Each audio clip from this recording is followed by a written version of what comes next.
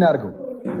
እኔ ወደ ኦርቶዶክስ ለምሳሌ አንተ ብትመጣ ደስ ይለኛል። ለምን ትጠራኛለህ ብለህ ከጠየቀኝ ለዚህ ሊሆን ይችላል። አቤን እኔ ሲጀመር ኦርቶዶክስን ወዳታለሁ እኮ አኬ፣ ለሌሎቻቸውም ልንገራችሁ። ግን ትልቁ ችግር አንዳንድ ሰው ሰራሽ ትምህርቶች አሉና እሱ ነው ችግሩ። እኩስ ልትወዳት ትችላለህ ቤተክርስቲያንን፣ ጥሩ ነው። ግን ኦርቶዶክስ መሆን አለብህ ብዬ የማስብባቸውን ምክንያቶች ላስቀምጥልህ።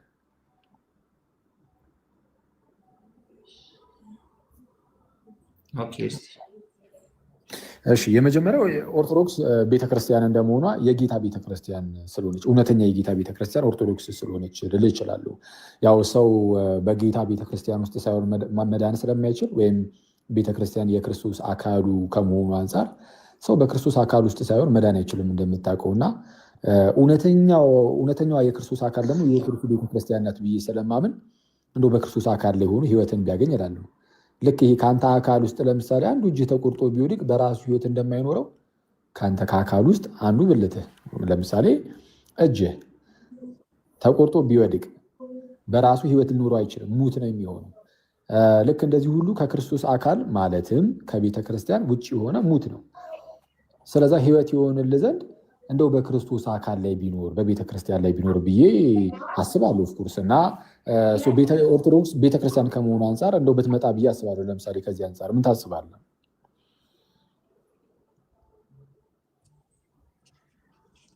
ኦኬ የክርስቶስ ቤተክርስቲያን ናት ብለህ ታምናለህ አንተ ኦርቶዶክስ?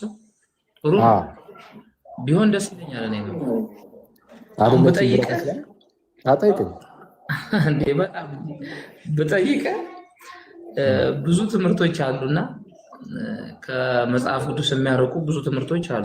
እናንተ ደግሞ ከነሱ ትንሽ ወጣ ያልክ ስለሆነ እንዲሁ ስላየው እኮ ነው የገመገምኩት ነገር ስላለ ወጣ ያለ ነገር አንተ ጋር ምንድን ነው የክርስቶስን ወንጌል ምንም ሳይቀር ማለት ነው አንዲት ነገር ሳይቀር ተናግረሃል አሁን። ስለዚህ አንተ ከክርስቶስ መንግስት የራቅ አይደለህም ማለት ነው በእኔ እይታ። እስቲ እኔ ተናግሬው አሁን አንተ ከሰማኸው እኔ ተናግሬው ግን ቤተክርስቲያን የማትናገረው የሚመስለው የትኛውን ነው? በጣም ጥሩ። በክርስቶስ ኢየሱስ በኩል ካልሆነ በስተቀር አሁን ክርስቶስን መካከለኛ አድርገዋል። አንተ የተናገርከው አሁን ሰሞኑን የለቀቃቸው ትምህርቶች ውስጥ መካከለኛ አስታራቂ በእርሱ በኩል ካልሆነ በስተቀር ወደ አብ መድረስ እንደማይቻል ስትናገር ነበርና አንዳንድ ኦርቶዶክሳውያን ደግሞ በድንግል ማርያም በኩል እንደሆነ ያስተምራሉ፣ ያምናሉ። አሁን እዚህ ውስጥም ሊኖሩ ይችላሉ። ከዚህ ውስጥ አሁን እስቲ ለምሳሌ ሊኖሩ ይችላሉ። አሁን ብትጠይቃቸው በክርስቶስ በድንግል ማርያም ቤዛነት ወደ አብ እንደርሳለን፣ ወደ ክርስቶስ እንደርሳለን ብለው የሚያምኑ አሉ። እና ይሄ ትክክል ያልሆነ ችግር የለም። ይሄ አረዳድ ትክክል አይደለም ብዬ አምናለሁ።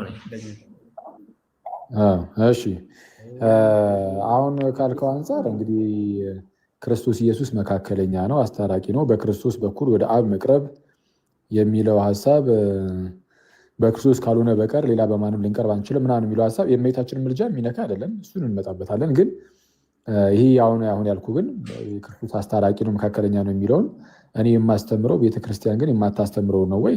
አይ አይደለም። ቤተክርስቲያን ካላስተማረችው በቃ እኔ ፕሮቴስታንት ሆኛለሁ ማለት ነው። እኔ በራሴ የማስተምር ከሆነ የሆነ ለብቻዬ ራሴ ላይ የሆነ ቸርች ከፍቻለሁ ያስብላል። እና እስቲ ምናልባት ግን እዚህ ውስጥ ለምሳሌ ኦርቶዶክሶች አሉ። ሐኖሴ የክርስቶስን መካከለኛነት ወይም አስታራቂነት ታምናለህ አታምንም?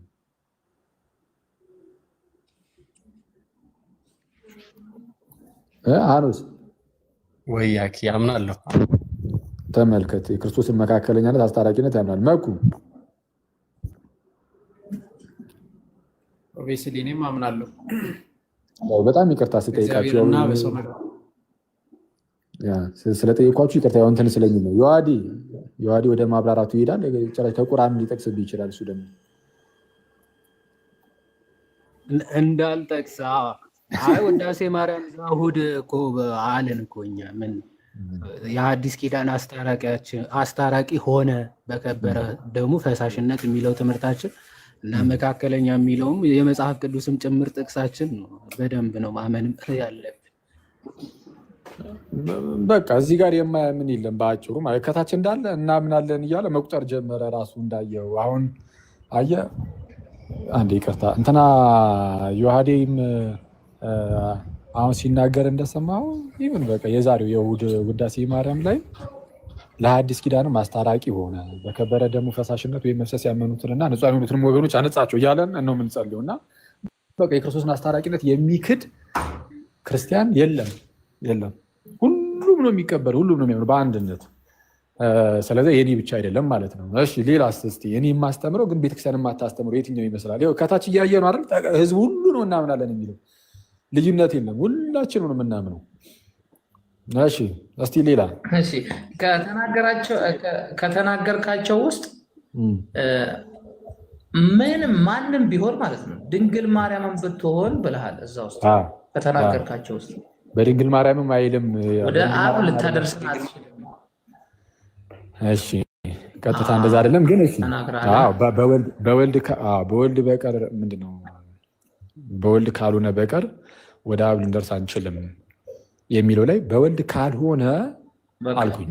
በወልድ ካልሆነ በማርያም አይሆንም፣ በቤታችን በቅዱሳን አይሆንም፣ በመላእክት አይሆንም። ምን ማለት ነው ይሄ? የሰው ልጅ ሞቶ ወድቆ ነበረ። አሁን በሞትንበት ጊዜ ያኔ በወደቅንበት ከእግዚአብሔር ርቀን በነበርንበት ጊዜ ያ የራቅ ነው። እነዛ ሰዎች እንደዛ ርቀን የነበር ነው። እኛ ሰዎች አንዴ የማን የሚረብሸው ጸገነት ሚውት አድርጊው እህቴ፣ ሚውት አድርጋት መኩዚ። አሁን ደግሞ በደንብ ስሙ፣ ልትጠየቁ ነው ጋይስ። ይህን ነገር ታምናላችሁ አታምኑም የሚለውን በደንብ አድርጋችሁ ስሙ። ያኔ በኃጢአታችንና በበደላችን ሙታን በነበርንበት ጊዜ ጋይስ አዳም ኃጢአትን በመስራቱ ምክንያት ሰዎች ሁሉ ከእግዚአብሔር ርቀው በሚኖሩበት በዛን ጊዜ፣ በጨለማ ውስጥ በምንኖሩበት በዛን ጊዜ ከዚህ ከድቅድቅ ጨለማ ወደሚደንቀው ብርሃኑ እንግዲህ ተጠርተናል እንደምታውቁት። እና ከዛ ሞት ውስጥ አደገኛ ሞት ውስጥ ወደ ህይወት መጥተናል። እና እንዲህ አይነት ነገርን ያገኘ ነው ርቀን የነበር ነው ወደ እግዚአብሔር የቀረብ ነው ጠላቶች የነበር ነው የእግዚአብሔር ልጆች የሆነው በማን ነው? በክርስቶስ፣ በማርያም፣ በቅዱስ ሚካኤል በማን ነው? እንዲህ አይነት ታላቅ በረከትን ያገኘ ነው በማን ነው ጋይስ? እስቲ በማን ነው? ይኸው ዝም ብለን ከታች እስቲ ብላችሁ በቃ በማርያም በክርስቶስ፣ ይኸው በክርስቶስ ከሆነ በክርስቶስ ብቻ፣ በማርያም ከሆነ በማርያም ብቻ፣ በሚካኤል ከሆነ በሚካኤል። በማን ነው? ርቀን የነበር ነው ያኔ በበደላችን በኃጢአታችን ሙታን በነበረን ጊዜ፣ በድቅድቅ ጨለማ ውስጥ ተጨንቀን ተጥለን በነበርንበት ጊዜ እግዚአብሔር እንዴት አድርጎ ነው ከዛ ከራቅንበት ቦታ እንዴት ነው ይሳበን? እንዴት በማን ነው ይሳበን? እያየ ነው አቤኑ በክንዱ ነው ይሳበን። አዎ በክርስቶስ አለቀ። በእመቤታችን አይደለም የቀረብነው በክርስቶስ ደም በጌታችን በኢየሱስ ክርስቶስ ቀርበናል። አንድ አለ እንትና የሚባል ቃዶሽ የሚባል ግን በማርያም ነው የቀረብነው እያለ ነው። ፕሮቴስታንት ነው በማርያም ነው የቀረብኩት እያለ ነው። ምን ይሻላል? የምር ነው። እግዚአብሔርን ቃዶሽ የሚባል ፕሮቴስታንት ነው፣ እሱ ብቻውን በማርያም ነው የቀረብነው እያለ ነው። አይ አሁን ይሄ ምን ነው የሚያሳየው መሰለ? አሁን አቤኔዘርን የሚያታለሉት እንደነዚህ አይነት ጴንጤዎች ናቸው። ምንድነው ቤተክርስቲያን ምን እንደምታስተምር ያው እናውቃለን፣ እንረዳዋለን፣ ግን እንዲታወቅ አይፈለግም በፕሮቴስታንት ውስጥ። አሁን አቤኔዘር ሆን ብሎ እንደዚህ እያደረገ ነው ብዬ አይደለም፣ እንደዛ ብዬ አላምንም። ግን ሆን ብሎ ግን አንዳንድ ሰዎች ልክ አሁን እንደጠራው አይነት ወንድሞች ምን ያደርጋሉ? አይ ቤተክርስቲያን እንደዚህ አታስተምርም፣ ክርስቲያኖችም እንደዚህ አያምኑም ለማለት እንደዚህ ተመሳስለው ገብተው በማርያም የሚል ነገር ይጨምራሉ። አየህ በቃ አሁን ሰው ይኸው በማርያም ነው ብሎ የሚያስተምሩት ብሎ እንዲያስብ ማለት ነው። እና ይሄ የጌታ ጠላት መሆን ነው። ሰው የቤተክርስቲያን ጠላት ከሆነ የኢየሱስ ጠላት ነው። ልክ ማን ነው ጳውሎስ እንደተባለው ነው አይደል? ጋይስ አንድ ወቅት ላይ ጳውሎስ ማንን ያሳድድ ነበረ? ክርስቲያኖችን ያሳድድ ነበረ። ሰማዕቱ እስጢፋኖስ በሚገደልበት ጊዜ እዛ ጋር ተባባሪ ሆኖ የሰዎችን ጨርቅ ይጠብቅ ነበር፣ የወጋሪዎችን ማለት ነው። በኋላ ላይም ደግሞ ከዚህ ከኢየሩሳሌም የሚነሳና ወደ ደማስቆ ይሄዳል። ምን አውጥቶ?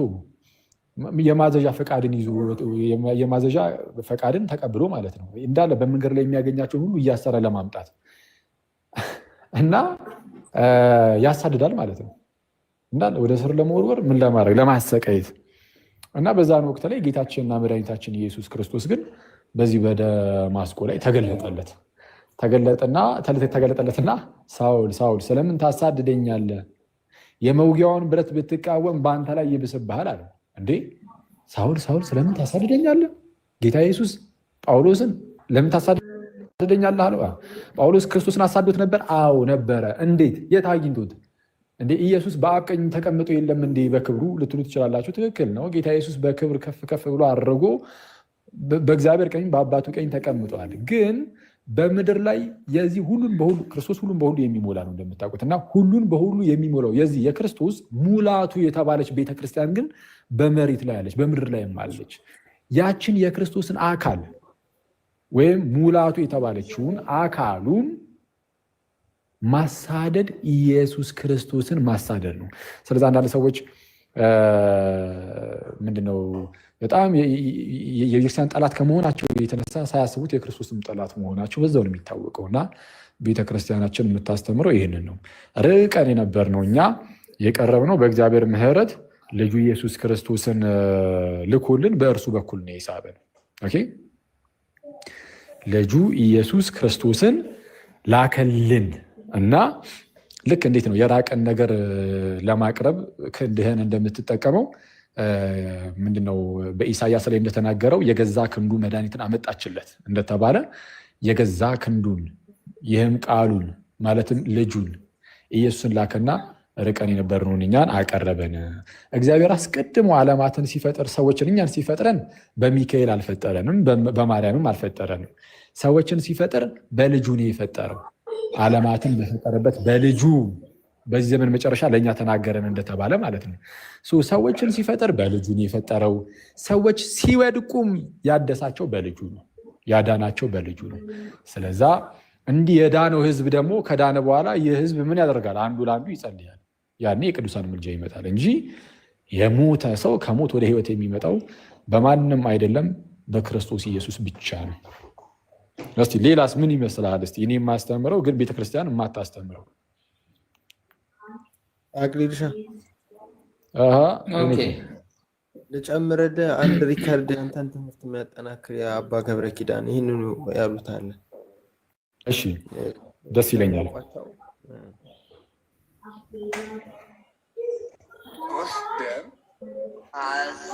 ጌታችን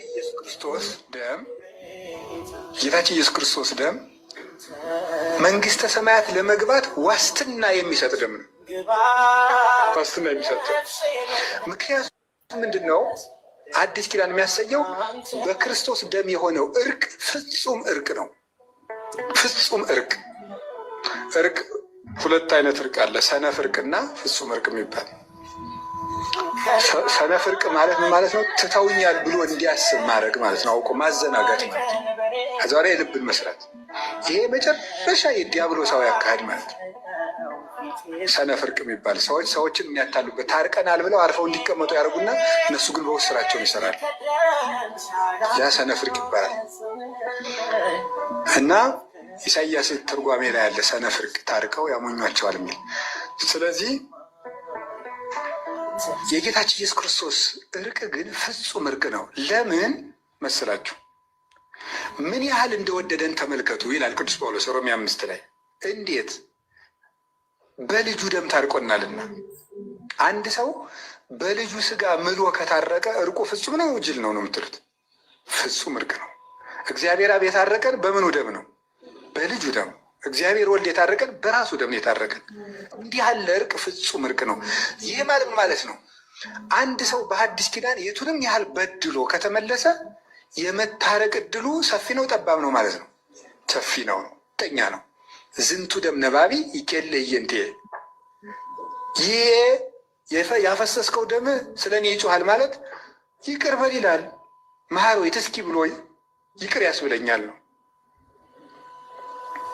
አብን የሆነ እንደሆነ በቅንው ወልድከ በስቁል ወልድከ ብለህ ነው። ወልድ እንደሆነም በእንተ ሥጋከ ወደምከ በቀራንዮ ስላፈሰስከው ደም ይቅር በለኝ ብንል ወዲያው ነው ይቅር ይቅር የመባል ዋስትና የሚሰጠን ነው የጌታችን ኢየሱስ ክርስቶስ ለሚመለሱ ሁሉ ማለት ነው።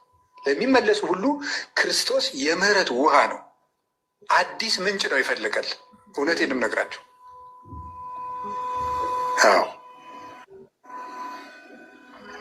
እና ለዚህ ነው አባ ጊዮርጊስ ኑ ኩልክሙ ርሱሃነ ሀልባስ ሀበዛቲ ነቅን ተታፈለፍል ህጽበተ ሳይል የይቅርታ መታጠቢያ ውሃን ወደምታፈልቀው የምድር የተዳደፋችሁ ጎስቋሎች ሁሉ ወደ መልካሚቱ ምንጭ ወደ ማርያም ነው የሚለው። ከእሷ የህይወት ውሃ ሲፈልቅ ይገኛል። እሱ ራሱ ምን አለ? ዘጸማ ይምጻ ኀቤ ወይስታይ፣ የተጠማ ሰው ካለ ይምጣ አለ እና ማይነጽፍ ውሃ ክርስቶስን ተሰጠናል። ይቅርታ በዓመተ ምሕረት የተሰኘው ዓመቱ ለዛ ነው። ይቅርታው ፍጹም ነው። ይሄ ማለት ምን ማለት ነው? በጣም ነው እግዚአብሔር የሚፈልገን። እግዚአብሔር በጣም ነው እግዚአብሔር ወልድ የሚፈልገን። ለምን? በገዛ ልጁ ታርቆናል። እሱ ለምን? እስመ ተዋለጠ እግዚአብሔር ኩሉ ዓለመ በክርስቶስ። እግዚአብሔር በክርስቶስ ህልው ሆኖ እግዚአብሔር አብ ማለቱ ነው። ቅዱስ ጳውሎስ ሁለተኛ ቆሮንቶስ 5 ላይ እስመ ተዋለጠ እግዚአብሔር ኩሉ ዓለመ በክርስቶስ እግዚአብሔር አብ በልጁ በክርስቶስ ህልው ሆኖ ዓለምን ከራሱ ጋር ያስታርቅ ነበርና ይላል። ከራሱ ጋር ያስታርቅ ነበርና በገዛ ልጁ ነው የታረቀን። ይህንን እርቅ እግዚአብሔር በከንቱ የሚመለከተውና በቀላሉ የሚሰርዘው እርቅ አይደለም። ይኸው ነው። ቀጥል። በጣም ደስ ይላል። በረከታችሁ ትደርብን አባታችን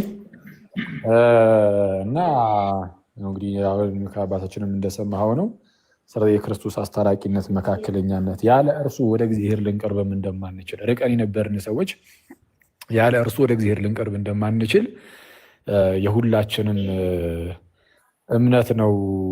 የሁላችንም እምነት ነው። እሺ ሌላ እስቲ ምን ይመስልሃል? እስቲ ሌላ እንደው ቤተክርስቲያን የማታስተምረው ወይ ዮሐዴ አንድ ከሃይማኖት አበው አጭር እንትን ላንብብለትና አሁን ከአባታችን በቪዲዮ ሰምቷል። አሁን ደግሞ ከሃይማኖት አበው የቅዱስ ቄርሎስ ሲሆን አጭር ንባብ ሃይማኖት አበው የቅዱስ ቄርሎስ በዚህ ጉዳይ እኔ ምንም ጥያቄ የለኝም።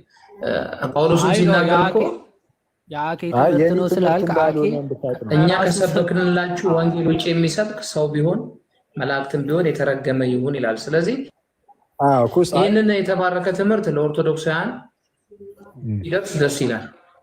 የኦርቶዶክስ ገና ከጅምሩ የኦርቶዶክስ እምነት ነው። ይሄ ከእናንተ በፊትም አቤል ፕሮቴስታንት ሳይመጣ በፊትም የእኛ ትምህርት ነው እያለን እኮ ነው። እስቲ አንብብልን፣ እስቲ አንድ አንብብልን። አቤል ይቅርታ ወንድሜ አንብብ እስቲ። ዋዲ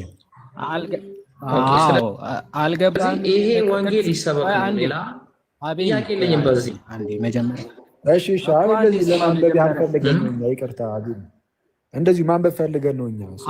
እሺ ገድላትና ድርሳናትን ምንድነው?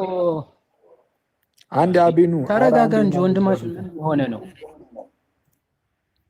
እንዲህ? ምን ሆንክ ወንድማችን? ከዚህ በፊት የተሞላችሁት ማይንዲስ ወረደ እንዴ? ባይወርድ አሪፍ ነበረ። አያችሁ የሆነ ከዚህ በፊት የተሞሉት ማይንድ ሴት አለ።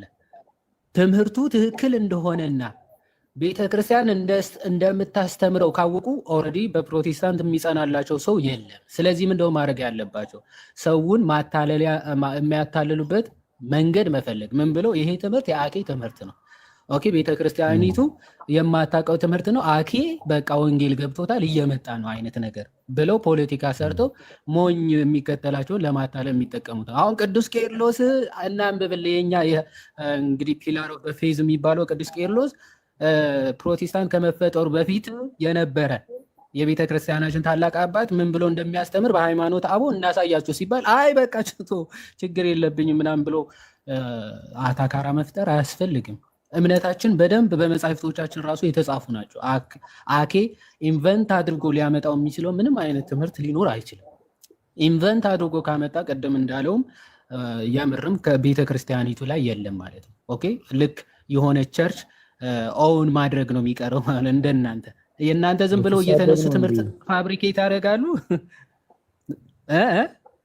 ልትሳደብ ነው እንዴ ታዲያ? ምንድን ነው? አንብበው እንጂ ወደ እና ታዲያ ሊሰጡ አስቧል መሰለኝ። ሆነች ልጁ ሲወጣ ወደ እኔ ትዞራለህ እንዴ? የሆነው እንትን አዘጋጅተውልሃል መሰለኝ። እንክፈለው እንዴ እያሉ አሁን የሚያደርገው ሰው አጥተዋል መሰለኝ። አኪ እያሉ እና ከባድ ነው። ኤኒዌይስ አጭር ነች፣ አንድ ክፍል ነች። ለአንብባት 46ኛው ክፍል ላይ ያለች ነች። እንዲህ ይላል ነቢዩ ኢሳያስ ሰው ሆኖ ያዳነን እርሱ ራሱ እግዚአብሔር ነው እንጂ ሰው ሆኖ ያዳነን እርሱ ራሱ እግዚአብሔር ነው እንጂ አማላጅ ወይም ደግሞ መልአክ አይደለም ይላል። በባዕድ ደም ወይም በሩቅ ብእሲ ሞት አላዳነንም ይላል። በምን በመልአክ አይደለም፣ በባዕድ ወይም በሩቅ ብእሲ በሰዎች ደም የዳንን አይደለንም፣ አላዳነንም ይልና ራሱ በደሙ አዳነን እንጂ የሌላ ደም አይደለም።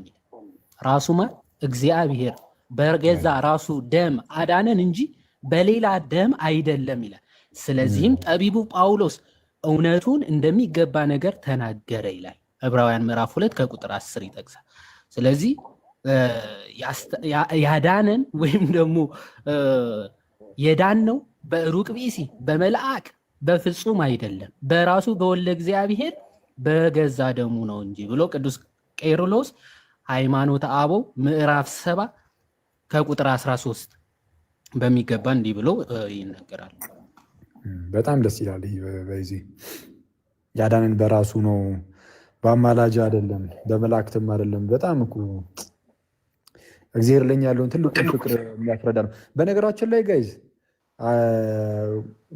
አሁን የተናገረ ከጎን ያለው ሰውዬ ስሙ ላይ ዮሐድ ንጉስ ብሎ የመጣው ሰው ማለት ነው። ከዚህ ውስጥ ፎሎ ያላደረጋችሁ ሰዎች የላችሁም መቼስ አይደል? እንደማትኖሩ ግልጽ ነው። ካላችሁ ፎሎ ማድረግ እንዳትረሱ። ሁሌም እየዛትን እየረሳ ነው እና ዮሐዴ በጣም በሚገባ ፎሎ መደረግ ያለበት ወንድማችን ነው። ማለት ምንም ልጠቅሙት አይደለም ማለት አንጠቅመውም። ፎሎ ቢደረግ እዚህ ማለት ፎሎወርስ ስላገኘ ምንም የሚያገኘው ጥቅም የለም እንደምታውቁት ማለት ነው። አትሊስት ግን ኃላፊነትን ግን በደንብ እንዲሸክም ልናደርገው እንችላለን። ፎሎ ባደረግነው ቁጥር በደንብ እንዲሰራ ምናምን የሆነ ኃላፊነት እንድንጠልበት እናደርገዋለን እና አይዊሽ እኔ ፐርሰናሊ ዮሐዴ በጣም ብዙ ፎሎወርስ ቢኖረው እና ከዛም በደንብ ቢበዛ እዚህ ሚዲያው ላይ ደስ የሚለኝ የነሱ ነኝ። ዮሐዴ በጣም ቢበዛ ጥሩ ነው። ስለዚህ ያው ትጠቀማላችሁ። እኔስ ፎሎ አድርጉት ትላለህ።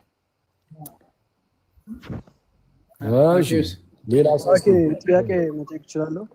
እሺ ቃዶሽ መኩ ያወራ አንዴ። ቃዶሽ አንዴ ይቅርታ። ቃዶሽ ወንድም አታስወጡት ጋይስ። እንዴ ምን ነው ፓፓ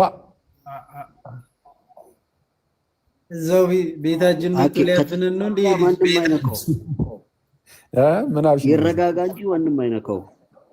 አዎ ይረጋጋ እንጂ ማንም አይነካውም። ማይክ ክፈት ሲባል ብቻ ይክፈት። እሺ መኩ ምን አልከኝ? አንድሽ ማስፈራራት ጀመረ ገና እኮ። እና በዚህ አጋጣሚ ማለት ነው መፈተሽ ያለበት አሁን የፕሮቴስታንት ትምህርት ውስጥ አሁን ከወልድ በቀር ወደ አብ መቅረብ የለም የሚል ብዙ ጊዜ ያነሳሉ እና በወልድ በኩል ብቻ ምናምን የሚል ያነሳሉ። እሱ ራሱ ገብቷቸዋል ማለት በወልድ በኩል ሲሉ ምን ማለታቸው ነው የሚለው ብንጠይቃቸው መልካም ነው ያስባለው። ገባ? በወልድ በኩል ሲሉ እኛ ምን እያልን ልዩነቱ ጥሩ ነው። ይሄ በነገራችን ላይ በወልድ በኩል የሚለው ትናንትም እያወራን ነበርና ይሄ በወልድ በኩል ወደ አብ መቅረብ የሚለው ትምህርት በጣም በቃ የሆነ በደንብ በምልአት ያለው እኛ ጋር ነው ሀሳቡ። ይቅርታ እንግዲህ ፕሮቴስታንት ወንድመቶች እንደው እኛን ከሁሉም ነገር አስወጥተህ ትችላለህ እንዳትሉኝ፣ እንደዛ የማድረግ አባዜ ኖሮብኝ ሳይሆን በደንብ አድርጋችሁ ተከታተሉኝ። እንግዲህ ፕሮቴስታንቶች ማለት ነው በወልድ በኩል ወደ አብ መቅረብ የሚለው እኛ ጋር እንደሆነ ያለው ይሄ ሙሉ በሆነ መልኩ ትምህርቱ ያለው በወልድ በኩል ሰው እንዴት ነው ወደ አብ የሚቀርበው? እንዴት ነው የሚቀርበው? እስቲ በወልድ በኩል ወደ አብ እንዴ ወልድ ያው ስለሞተልን ነው ጌታችን ኢየሱስ ስለሞተልን ነው ምናምን ልትሉ ትችላላችሁ። ሰው ሆኖ ስለመጣልን ስለሞተልን አስታራቂያችን ስለሆነ ምናምን ልትሉ ትችላላችሁ አይደል? ስለዛ ምን እንግዲህ ርቀን የነበርን እኛ የእግዚአብሔር ልጆች እንሆናለን ማለት ነው በእርሱ ስራ። ኤፌሶን ምዕራፍ 2 ላይ እንደተነገረው ሁላችን ምንድነው በአንድ መንፈስ በእርሱ ስራ ወደ አብ መግባት አለን ተብሎ እንደተነገረ፣ ስለዛ ክርስቶስ ይህን ሁሉ ነገር ስላደረገልን ወደ አብ በእርሱ ስራ በክርስቶስ ስራ መቅረብ አለንና ክርስቶስ ይህንን ሁሉ ስራ ስለሰራልን በደሙ ነው የምንቀርበው ልትሉ ትችላላችሁ። እዚህ ድረስ ትክክል ነው። በክርስቶስ በደሙ መቅረብ፣ በክርስቶስ ስራ መቅረብ ምናምን የሚሉ ንግግሮች እነዚህ ትክክል ናቸው። መጽሐፍ ቅዱስ ላይ አሉ። እዛው ኤፌሶን ምዕራፍ 2 ላይ በደሙ ቀረባችሁ ይላችኋል። ርቃችሁ የነበራችሁ እናንተ በደሙ ደግሞ ቀረባችሁ ይላል እና ትክክል ነው። ግን ከሰው የሚጠበቅ ነገር የለም ወይ? አለ አይደል? ኦፍኮርስ አለ። አንዳንዶች ይሄ የመጀመሪያዎቹ እነ ሉተር እነ ካልቪን ምናምን ነፃ ፈቃድንም ስለተቃወሙ እነሱን ተዋቸው እና አትሊስት ግን ጴንጤ ወንድመቶቼ አንድ ሰው ቢያንስ ማመን የለበትም ይህን ነገር ለማግኘት አስቀድሞ ማለት ነው። አስቀድሞ ከእርሱ ያ ሰው ወንጌልን ሰምቶ አይ በቃ አሜን እሺ ብሎ መፈለግና መፍቀድ ከዛ አሜን ብሎ መቀበል አለበት የለበትም? አለበት ብላችሁ እንደምትመልሱ መቼስ አልጠራጠርም። እምነትማ ያስፈልጋል ማለታችሁ አይቀርም። ግን እምነት ብቻ ግን አይደለም የሚያስፈልገው። ጥምቀት ያስፈልጋል። ለምሳሌ ኧረ አያስፈልግም ትሉን እንዴት እንደሚያስፈልግ ላሳያችሁ።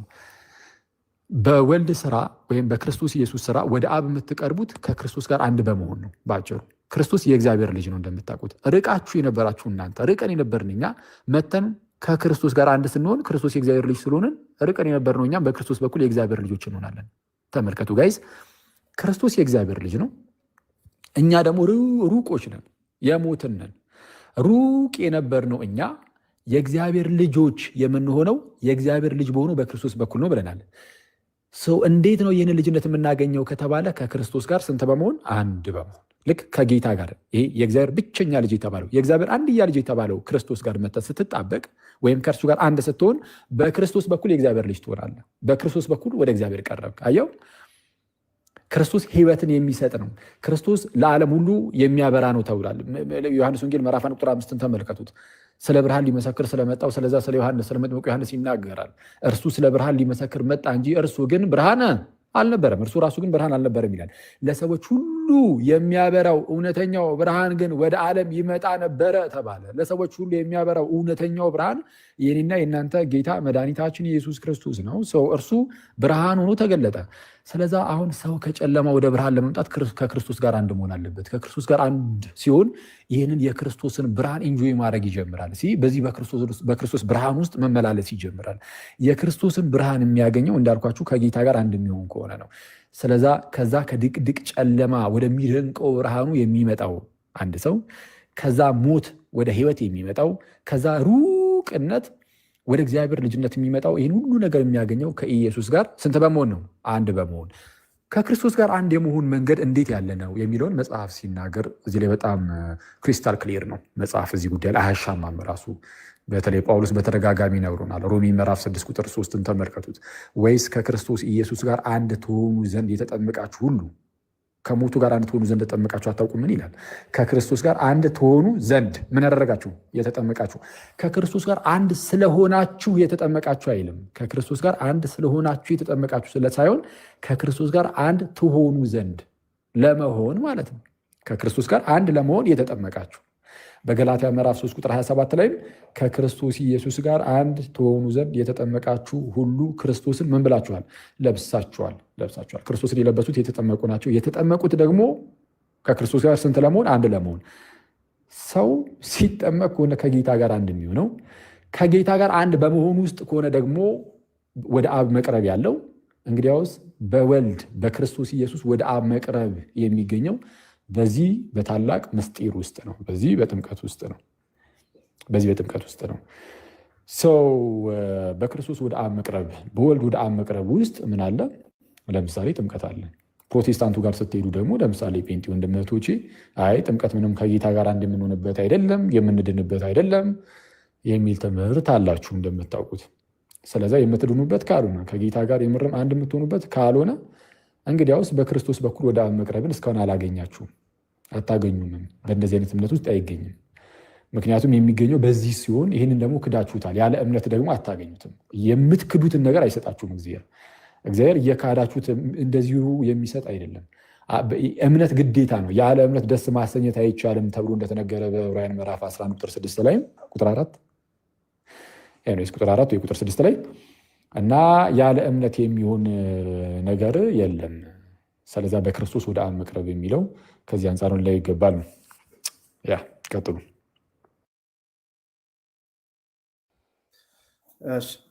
እግዚአብሔር ይስጥልን፣ ቃሎት ያሰማልን።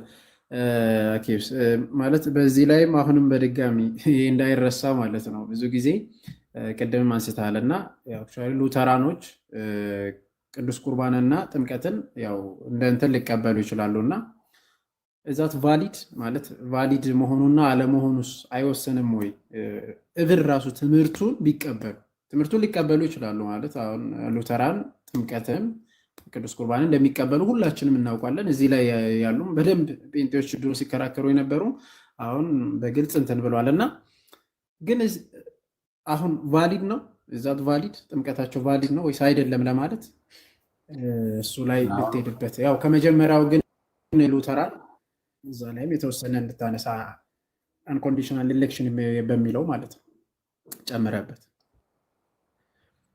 አሁን እንግዲህ ሉተራኖቹ ሁለቱን ሚስጥራት ቢቀበሉም ጥምቀትና ቅዱስ ቁርባንን እንቀበላለን ብለው ቢናገሩም ማለት ከድህነት አንጻር ማለት ነው። ጥምቀትን ምናምን ሁሉም ጴንጤውም እናጠምቃለን የሚለው እሱማ ግን ከድህነት አንጻር ግን የሚቀበሉት ሉተራኖቹ ይቀበላሉ፣ አንግሊካኖቹ እንደዚሁ ይቀበላሉ። ኤኒዌይስ ጥምቀትና ቅዱስ ቁርባንን ቢቀበሉም እና ጴንጤዎቹ ደግሞ ጥምቀትና ቅዱስ ቁርባን ባይቀበሉም ግን ሉተራኖቹ ቀደም ብሎ እምነት ላይ ይክዳሉ። እምነት የሚለው ኮንሰፕት ላይ ማለት እምነት የሚለው ላይ ከምን አንጻር የሚለውን አብራራለሁ። ግን ጴንጤዎች የተሻሉ ናቸው ከሉተራኖቹ እምነት የምትለዋ ላይ ያስቀድሞ ማለት ነው። እምነት የምትለዋ ላይ ከሉተራኖቹ ጴንጤዎቹ ደግሞ የተሻሉ ናቸው። እዚህ ላይ እንዴት ያላችሁኝ እንደሆነ ሉተራኖቹ የሚሉት እንዴት ነው? አንድ ሰው ወንጌል ሲሰበክለት ሰምቶ ማመን አይችልም ነው የሚሉት። በቃ እንደዚህ ደምድሞታል። ማንም ሰው በቃ ማመን አይችሉም። ታዲያ ምንድን ነው የሚደረገው? ዳግም የሚወልድ ምንድን ነው? የእግዚአብሔር መንፈስ ወደ እሱ መጥቶ ዳግም ይወልዷል። መጀመሪያ ያንን ሰው ገና ሳያምን ማለት ነው። ሳያምን ምን ሳይል የወንጌል ቃል እየተሰበከለት ይላሉ።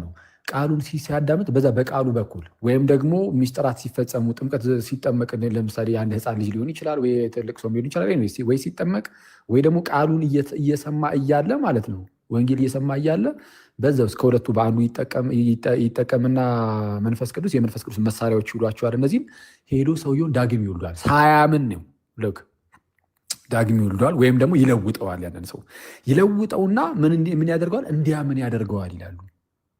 አየህ፣ ነፃ ፈቃድ የለንም ብለው ስለሚያምኑ ሰው ነፃ ፈቃድ ስለሌለው ይላሉ። ሰው ነፃ ፈቃድ ስለሌለው ማመን አይችልም። ማመን ስለማይችል ሁሌም ቢሆን ለእግዚአብሔር ነገር ተቃራኒ ስለሆነ አጌንስት ስለሆነ ምንድነው ማለት ነፃ ፈቃድ የለውም ሲባል ግን ብድግ ብላችሁ ደግሞ እንዴ ታዲያ አሁን ለምሳሌ እዚህ ጋር ስታወራም ነፃ ፈቃድ የለህም ማለት ነው ምናምን ብላችሁ እንዳትጠይቋቸው። እሺ ነፃ ፈቃድ የለንም ሲሉ ስፒሪቹዋል ለሆነው ነገር ነው፣ ለመንፈሳዊው ነገር፣ ለእግዚአብሔር ለሆነው ነገር። በተለይ በሉትራኑ ሳይድ እንደዛ ነው። ለመንፈሳዊው ነገር፣ ለእግዚአብሔር ለሆነው ነገር ነፃ ፈቃድ የለንም። ይህ መብላት፣ መጠጣት፣ ማረስ አለማረስ ምናምን ላይ ሊሆን ይችላል። ይህንን እነሱም ለይተው አብራርተዋል። በእርግጥ በእምነት መግለጫዎቻቸው ላይም በፎርሙላ ኦፍ ኮንኮርድ ላይም ምናምን ይሄ አለ። ኤፒቶሙ ላይም ሶሊ ዲክላሬሽኑ ላይም አለ እንደዚህ የሚመስል ነገር። ኤንዌይስ ግን ትልቁ ቁም ነገር ምንድን ነው? ለመንፈሳዊው ነገር ግን ሰው ለመዳን ግን ነፃ ፈቃድ የለውም። ሁሌም ቢሆን ይላሉ ምላሹ ኔጌቲቭ ነው፣ መጥፎ ነው። በቃ ከእግዚአብሔር ጋር የተገናኘ ነገር መንፈሳዊ ነገር ከሆነ ሁሌም የሰው ምላሹ ክፉ ብቻ ነው እንጂ አንድም መንፈሳዊ መልካም የለውም። ስፒሪቹዋል ጉድ የሆነ ነገር መንፈሳዊ መልካም ነገር ጭራሽ ከሰዎች አይገኝም ሳይድን በፊት ይላሉ። ስለዛ እንደዛ ከሆነ ታዲያ ሰው እንዴት ይዳን?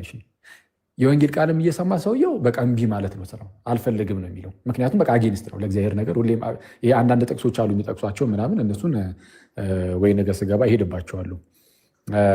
ምንድነው ለፍጥረታዊ ሰው የእግዚአብሔር መንፈስ ነገር ሞኝነት ነው ሊቀበሉ አይችልም እና ምናምን የሚሉ በሁለተኛ ቆሮንቶስ ላይ ያሉ ቃላትን ሮሜ 8 ላይ እንደዚሁ ምንድነው በቃ እንደው የተወሰኑ ነገሮችን እንትን ይላሉ ይጠቃቅሱና በቃ ስለዛ ምንም ሊቀበሉ አይችልም ምናምን ብለው ይዘጉታል ማለት ነው። ይዘጉታል። እንደዛ ከሆነ ሰው እንዴት መዳን ይችላል? ያው እናንተ ከእምነት እንደሚጀምር ድህነት ምናምን ስለምታውቁ ታዲያ እንዴት ሊድን ነው ብላችሁ ልጠይቁ ትችላላችሁ። ግን እነሱ ጋር ስትሄዱ ድህነት ከእምነት አይጀምርም። እነሱ ጋር ስትሄዱ ድህነት ከሰው ማለት ከእምነት አይጀምርም። ነሲዝ ከእግዚአብሔር ሳይድ ያለው ያው ለእኛ ልጁን ኢየሱስ ልኮልናል። ክርስቶስ ለሁላችንም ሞቷል። አሁን ይጣራል። እመኑብኝ ዳኑ ነው አይደለ? እናንተ እንደዛ ነው የምታውቁት። ግን እነዚህ ሰዎች ግን ሉተራኖቹም ካልቪኒስቶቹም በተመሳይ ሁለቱም ተመሳይ ናቸው። እዚህ ጉዳይ ላይ ቶታል ፕራይቬቲ ላይ ሁለቱም ተመሳሳይ ይሆኑና ምን ይላሉ? አይ በቃ ሰዎች ነፃ ፍቃድ ስለሌላቸው ለመንፈሳዊ ነገር ደግሞ ጥሩ ምላሽ ሊሰጡ ስለማይችሉ ጭራሽ ንስሐ ገብቶ ሊመለሱ በፍጹም ስለማይችሉ ሙሉ በሙሉ ስለሞቱ እግዚአብሔር መንፈሱን ይልካል ወደሆኑ ሰዎች ማለት ነው።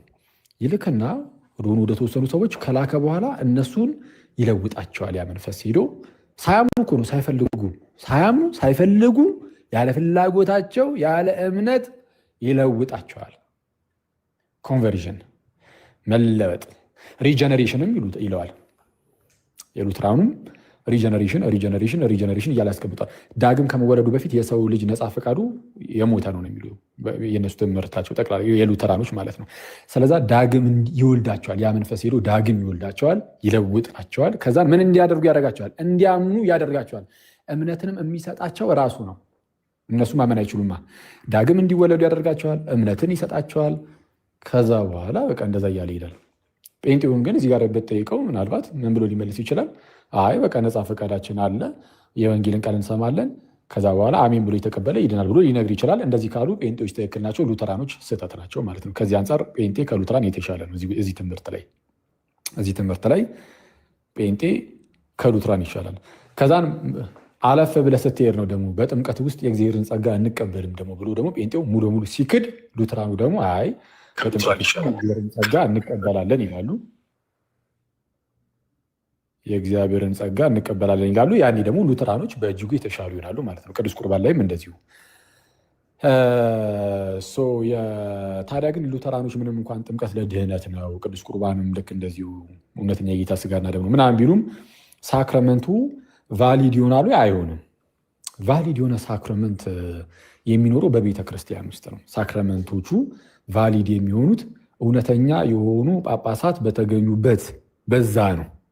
ስለዛ የሐዋርያዊ ቅብብሎሹን ጠብቆ ከጥንት ጀምሮ የመጡ እነዛ ምንድነው በዛች ቤተክርስቲያን ውስጥ የስ ቫሊድ የሆነ ሳክረመንት ይኖራል። ግን ያለ አፖስቶሊክ ሰክሴሽን ያለ ሐዋርያዊ ቅብብሎች ብድግ አድርገህ ጥምቀት ያድን አላው እያልክ ስታጠምቅ ብትውል አይታወቅም። ይሄ ድንገት ዋተርዴ አክብረ ልትለያይ ትችላለህ።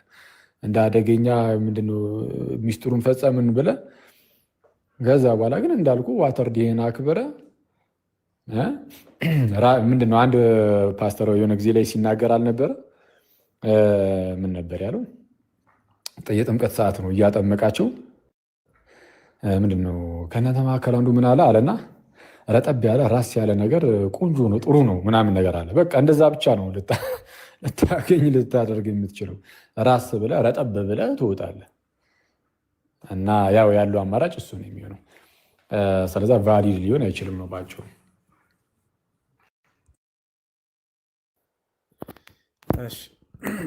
እግዚአብሔር ይስጥልን፣ ቃሎት ያሰማልን። አኪዮስ እየታየኝ አይደለም፣ ሰዎች አድርጉና ማንም እየታየኝ አይደለም። ጋና ወንድሞች ሰላም ይበል። አሮ ምንም እየታየኝ ነገር የለም። ማን ግባ ይባል ምንም አይታየው፣ ጥቁር ብቻ ነው የሚታይ። አንተ ብቻ ነው የምትታይ። በነገራችን ላይ ሁሉም ጥቁር እዚህ ጋር ያለ መልካም ታይተዋልና ደስ ይበል። መብራቱን አጥፋው እስቲ። እንትን በነገራችን ላይ ይሄ የጥምቀቱን ነገር ማለት ቆጵሪያኖስ እንዴት ያስረዳል መሰለ?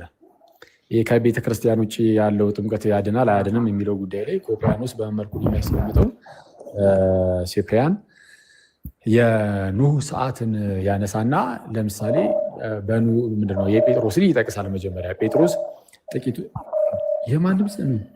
አንተ ጋር ነው መኩ አይደለም? የምን እንቁራሪት ይዘን የገባው በቅዱስ ሚኪ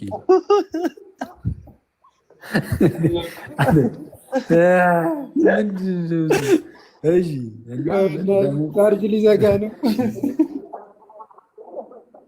ሚዩት እኮ ነው የሚለው ያንተ እኮ ግን ይሰማል ተመልሶ ሚዩቱን አጥፍተህ ተመልሰው የሚጠርዩ እና ምንድነው እንትን ይላል ቆጵርያኖስ ቅዱስ ጴጥሮስ የተናገረውን ያነሳና ጥቂቶች ማለትም 8 ነፍስ በውሃ የዳኑበት መርከብ ሲዘጋጅ የሚለውን ያነሳና ጥቂቶች ማለትም 8 ነፍስ በውሃ የዳኑበት መርከብ ሲዘጋጅ ይላል። አንደኛ ጴጥሮስ ምዕራፍ 3 ላይ ማለት ነው። 8 ነፍስ የተባለው የነ ኖህ ማለት ነው። ኖህ ሚስቱ 3 ልጆቹ ሴም ካም ያፌት እና የ3 ልጆች ደግሞ 3 ሚስቶች አሉ። ኤኒዌይስ በአጠቃላይ 8 ነፍሳት ናቸው። 8ቱ ነፍሳት በውሃ የዳኑበት ምን ሲዘጋጅ መርከብ ሲዘጋጅ ብሏል። መርከብ አለ፣ ውሃ አለ፣ 8 ነፍሳት አሉ። 8ቱ ነፍሳት የዳኑት በውሃ ነው ብሎናል። ከዛ ደግሞ መርከቡ አለ እና ቆጵርያኖስ ይህንን ይዝና ምን ይላል መሰላችሁ? ምሳሌ ሆኖ አሁን ያድነናል ይላል እና የውሃ ማለት ጥምቀት ምሳሌ ሆኖ አሁን ያድነናል ይላል። ያኔ በነ ኖህ ሰዓት ውሃው አዳናቸው የተባሉት የት ውስጥ ያሉትን ነው? መርከብ ውስጥ ያሉትን።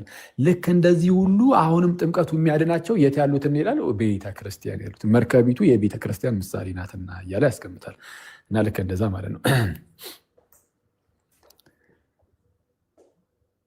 እና እስቲ ጋዲና ዮባም ምናምን መጥተዋል። ሰላም ይበሉንና ከአዶሽ የምትለው ነገር ካለ እንቀጥላለን። ፍትህ ለቃዶች ሰላም ይበሉን ድምጻቸውን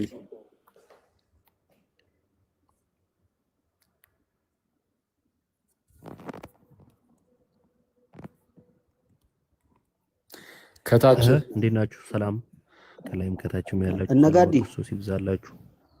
አለን ይመስገን አምላክ። ብሮስኪ ከታች አንድ ሰው ቀጥል። እንዴት ናችሁ? ሁላችሁም ገስት ላይ ያላችሁ ሰዎች፣ ታችም ያላችሁ መኩዚ፣ አኪዮስ፣ ዮሐዴ፣ እናቱ ተፈጸመ ሚል አንተሽ፣ ቃዶሽ፣ ዮባ፣ ታችም ያላችሁ ክርስቲያን ወንድሞች እናቶች ሁላችሁንም ሰላም ብያለሁ። እንዴት ዋላችሁ? እግዚአብሔር ይመስገን አለን። ጋዲ ብሩስኪ ይመስገን አምላክ። ከታች አንድ ሰው ምን አለኝ? ዮሐዴን አረፎሉ እናስደረገው እያለኝ ነው። አሁን የገባው መሰለኝ፣ ግን ጥሩ ነው። ከአንተ ጋር አብሮ አሁን የገቡ ሰዎች ኖሩ ይችላሉ እና ዮሐዴን ፎሎ ማድረግ እንዳትረሱ። ዮሐድ ንጉስ ይላል።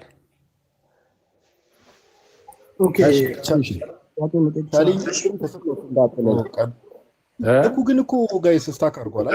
መኩ ስታክ አድርጓል። ፖዝ ላይ ነው እንዳይዘረግፈና ይህ ጭስ። ይቅርታ አኬን ሰላም ማለት እችላለሁኝ? እሺ ሰላም ለአንተ ወዳጅ፣ እንዴት አለ?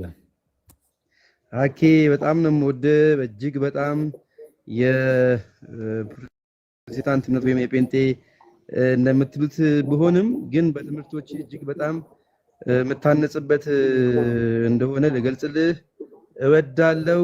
ከዛሬ 25 ዓመት እንዳንተ ያለ ሰው ባገኝ ኖሮ ጴንጤ ባልንኩ ነበርኩ እያልኩ ነበርና ዛሬ 25 ዓመት ነው እንግዲህ ወደዚህ መጣሁት እና እጅግ በጣም በትምህርትህ እኮራለሁና ትምህርቶች በአጠቃላይ በእውነት የሚያቀራርብና እኔ እንጃ ምን እንደምል አላውቅም። የዛሬ 25 ዓመት ነው እኔ ወደ ጌታ ወደዚህ መጣሁት እና አሁን ግን በቃ አንተ ትምህርቶች በጣም ቤዝ ያላቸው ናቸውና ይህንን ለማለት ነው የምፈልገው። ከዚህ የተነሳ ግን አንዲት ጥያቄ ቢፈቀድልኝ በእግዚአብሔር በፍቅር ጠይቃቸዋለሁ። እሺ ጌታ ያክብርልኝ። በጣም አመሰግናለሁ። ጌታ ደግሞ በነገር ሁሉ ይርዳ። እስቲ ያው ቃዶሽ ስለቀደመ እስቲ የቃዶሽን እንስማና ወደ አንተ እንግዲህ ደግሞ እንመለሳለን ማለት ነው። ጌታ ፈቃደ። እሺ መጀመሪያ ሁላችሁንም ሰላም ይባላል። ሰላማችሁ ይብዛ። እንግዲህ አንድ ጥያቄ ነበረኝ። አኪኒ ኢየሱስ ማንም አጋዥ ያለ ማንም ጣልቃ ገብነት ብቻውን ሊያድን ይችላል ታምናለህ? እስቲ ኢየሱስ ክርስቶስ ያለ ማንም አጋዥ ብቻውን ሊያድን ይችላል? ያለ ማንም አጋዥ ማለት ምን ማለት ነው? በቃ እሺ ብቻውን ሊያድን ይችላል ያለ ማንም ያለ ቅዱሳን አማላጅነት? አዎ እንዴ በሚገባ ለምን አይችልም? አይ እኔ አሁን ብቻውን ምናምን የሚሉ ቃላትን ስንጠቀም ምን ሊመስል ይችላል? አሁን ይሄ ሉተራኖቹ ጸጋ ብቻ ብለው ሲጀምሩ ጸጋ ብቻ የሚሉት የኛ ነፃ ፈቃዳችንንም ወደ ጎን በማድረግ ነው። እኛም አላስፈለግንም አናስፈልግም መዳናችን ላይ ማለት ፈቃዳችን አያስፈልግም፣ በቃ ራሱ መጥቶ እንደዚሁ ለውጡን እንድናምን ያደርገናል ስለሚሉ እንደዛ ጠርጥሬ ነው እንጂ ክርስቶስ በራሱ ነው ያዳነን። ኦፍኮርስ ሲያድነን ግን ማለት ነው ሲያድነን በዚህ በድህነት በሚያድነን ወቅት ላይ የተጠቀማቸው ነገሮች ሊኖሩ ይችላሉ። ኦፍኮርስ ግን ያዳነን ግን በራሱ ምንም አጋዥ ሳያስፈልገው። ውዱ የሚል ዩዘር ነኝ። የናቱን ቤት ልምራለሁ። ካሜራ ብርቱ ቁጭ ብያለሁ። እንግዲህ ሰላም፣ እንዴት ናችሁ? እግዚአብሔር ይመስገን። እኔ አንድ ጥያቄ ነበረኝ። አኪ የሆነ ነገር ሲያስተምር ሪከርድ ላይ አይቼ ነው እና እሱ ምን መሰለህ ኢየሱስ ክርስቶስ መካከለኛ ነው ሲባል አማላጅ ነው ለምን ማለት አንችልም? ማለት መካከለኛ ከሆነ አማላጅ ነው ማለት ነው። አስታራቂ ነው ያል ነው። አስታራቂ ማለት ደግሞ አማላጅ ማለት ነው። እንደዛ ነው ማስበው። ኦርቶዶክስ እስካሁን እንደዚህ መካከለኛ ነው ምናምን ተብለን አናውቅም። ግን የአዲስ ነው። ኦርቶዶክስ ነህ? አዎ ኦኬ። ኦርቶዶክስ ነህ። ግን ኦርቶዶክስ ውስጥ ሆኖ መካከለኛ ነው ተብለን ተምረን አናውቅም ነው እያልከን ያለው? አዎ እስካሁን አልተማርኩም። እስቲ 5 አዕማደ ምስጢራትን ንገረኝ።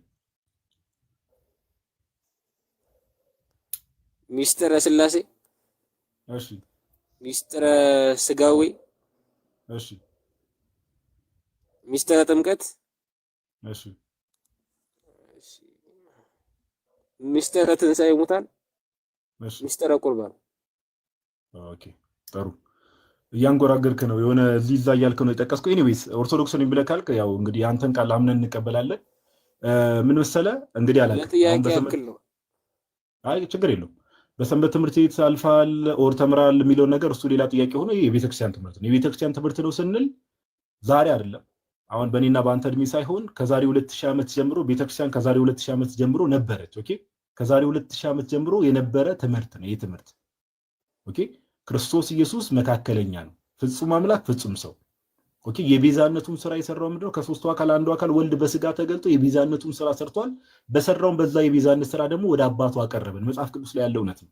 ኦኬ ክርስቶስ ኢየሱስ መካከለኛ ነው። ሜሲቴስ የሚል የግሪክ ቃል ነው ያለው። አንደኛ ጢሞቴዎስ ምዕራፍ 2 ቁጥር 5 ላይ ያለው ሐሳብ ማለት ነው። በእግዚአብሔርና በሰው መካከል አንድ መካከለኛ አለ የሚል አለ አይደለ? እሱም ሰው የሆነው ክርስቶስ ኢየሱስ ነው ይላልና መካከለኛ ማለት አስታራቂ ማለት በቃ ጌታችን ኢየሱስ ክርስቶስ ከአባቱ ከባህሪ አባቱ ከእግዚአብሔር አብ ጋር ከራሱና ከመንፈስ ቅዱስ ጋር አስታርቆናል።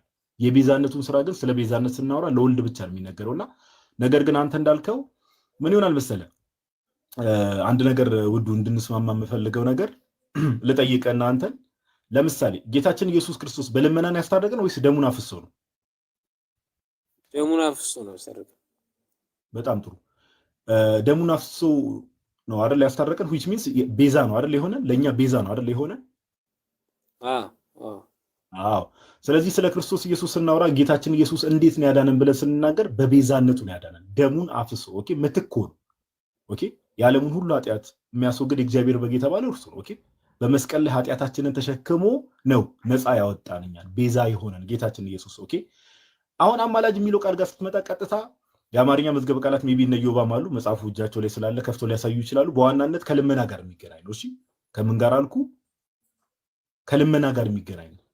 አሁን ለምሳሌ ቅዱሳን አማላጅ ናቸው እንላለን አይደል? ድንግል ማርያም አማላጅ ናት፣ ሌሎችም ቅዱሳን መላእክትን ጨምሮ ሰማዕታት፣ ጻድቃን አማላጅ ናቸው እንላለን። ከምን አንጻር ከተባለ ልመናን ከማቅረብ አንጻር፣ ጸሎትን ከማቅረብ አንጻር። ለምሳሌ አንድ የመጽሐፍ ቅዱስ ክፍል ጥቅስ ላንብብልህ፣ ከዛ ወንድሞች ይጨምሩላል። በደንብ አስተውል። አንድ መካከለኛ እንዳለ ታምናለህ አይደል? መካከለኛ የሚለው አማላጅ ተብሎ ከተፈታ ይህንን ክፍል እንዴት እንደምትረዳው ልጠይቅህ ስለፈለግኩ ነው። ልጠይቅህ ስለ ያው ሪፍሌክት እንድታደርግ አንደኛ ጢሞቴዎስ ምዕራፍ 2 ላይ ምን ይላል? አንደኛ ጢሞቴዎስ ምዕራፍ 2 ከቁጥር 1 ጀምሮ እሺ፣ አንደኛ ጢሞቴዎስ ምዕራፍ 2 ከቁጥር 1 ጀምሮ እንደዚህ ይላል። እንግዲህ እግዚአብሔርን በመምሰልና በጭምትነት ሁሉ ጸጥና ዝግ ብለን እንድንኖር ልመናና ጸሎት፣ ምልጃ፣ ምስጋናም ስለ ሰዎች ሁሉ ስለ ነገስታትና ስለ መኳንንቱም ሁሉ እንዲደረጉ ከሁሉ በፊት እመክራለሁ ካለ በኋላ ሰዎች ሁሉ ሊድኑና እውነትን ወደ ማወቅ ሊደርሱ በሚወድ በእግዚአብሔር በመድኃኒታችን ፊት መልካምና ደስ የሚያሰኝ ይህ ነው ይላል። ጳውሎስ ምልጃ ስለ ሰዎች እንዲደረግ አሳስባለሁ ይላል አይደል? እግዚአብሔር ደግሞ ደስ ይለዋል በዚህ እያለ ነው አይደል ጳውሎስ? ምልጃውን የሚያቀርቡ ሰዎች አማላጅ ናቸው አይደሉም? ናቸው። ስለዚህ መካከለኛ የሚለውን ቃል ሊትራሊ አማላጅ ብለህ ከፈታኸው ከክርስቶስ ኢየሱስ ውጪ ደግሞ ሌሎች አማላጆች አሉ ማለት ነው አይደል? አሉ።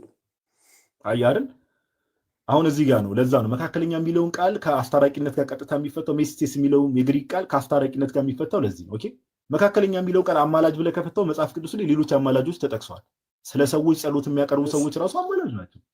ኦኬ ስለዚህ ከክርስቶስ ነገር እዚህ ጋር ማለት ኦኬ እሺ ማለት አስታራቂ አሁን ሰው የሚያማልዱን ሊያስታርቁን ነው አይደል? በቤዛነት ክርስቶስ ማስታረቅ ለምሳሌ ቀላል ምሳሌ ልስጥህ። እኔ እናንተ ተጣላን። እሺ ኖርማል ጥል ማለት ነው። ኖርማል ጥል ኦኬ ኖርማል ጥል። ቆይ አንድ ቀለል ያለች ምሳሌ መጨረሻ ላይ እሰጣለሁ ልዩነቱን። እኔ እናንተ ስንጣላ ለምሳሌ የሆነ ሰው ለምሳሌ ውሃ መሀል ላይ ገባና እባካችሁ ታረቁ ብሎ ሊያስታርቀን ይችላል አይደል? ይሄም ማስታረቅ እኮ ይባላል አይደል? ይባላል። የክርስቶስ ኢየሱስ ግን ሲሆን በቤዛነት ነው። ኦኬ ደሙን አፍስሶን አስታረቀን የምንለው ይሄ ደግሞ ለጌታችን ለኢየሱስ ብቻ የሚነገር ነው። መካከለኛ የሚለው ቃል ከዛ አንፃር ነው። ብቸኛው መካከለኛ ተብሎ ለጌታችን ለኢየሱስ የሚነገረው ከዚህ አንፃር ነው። ኦኬ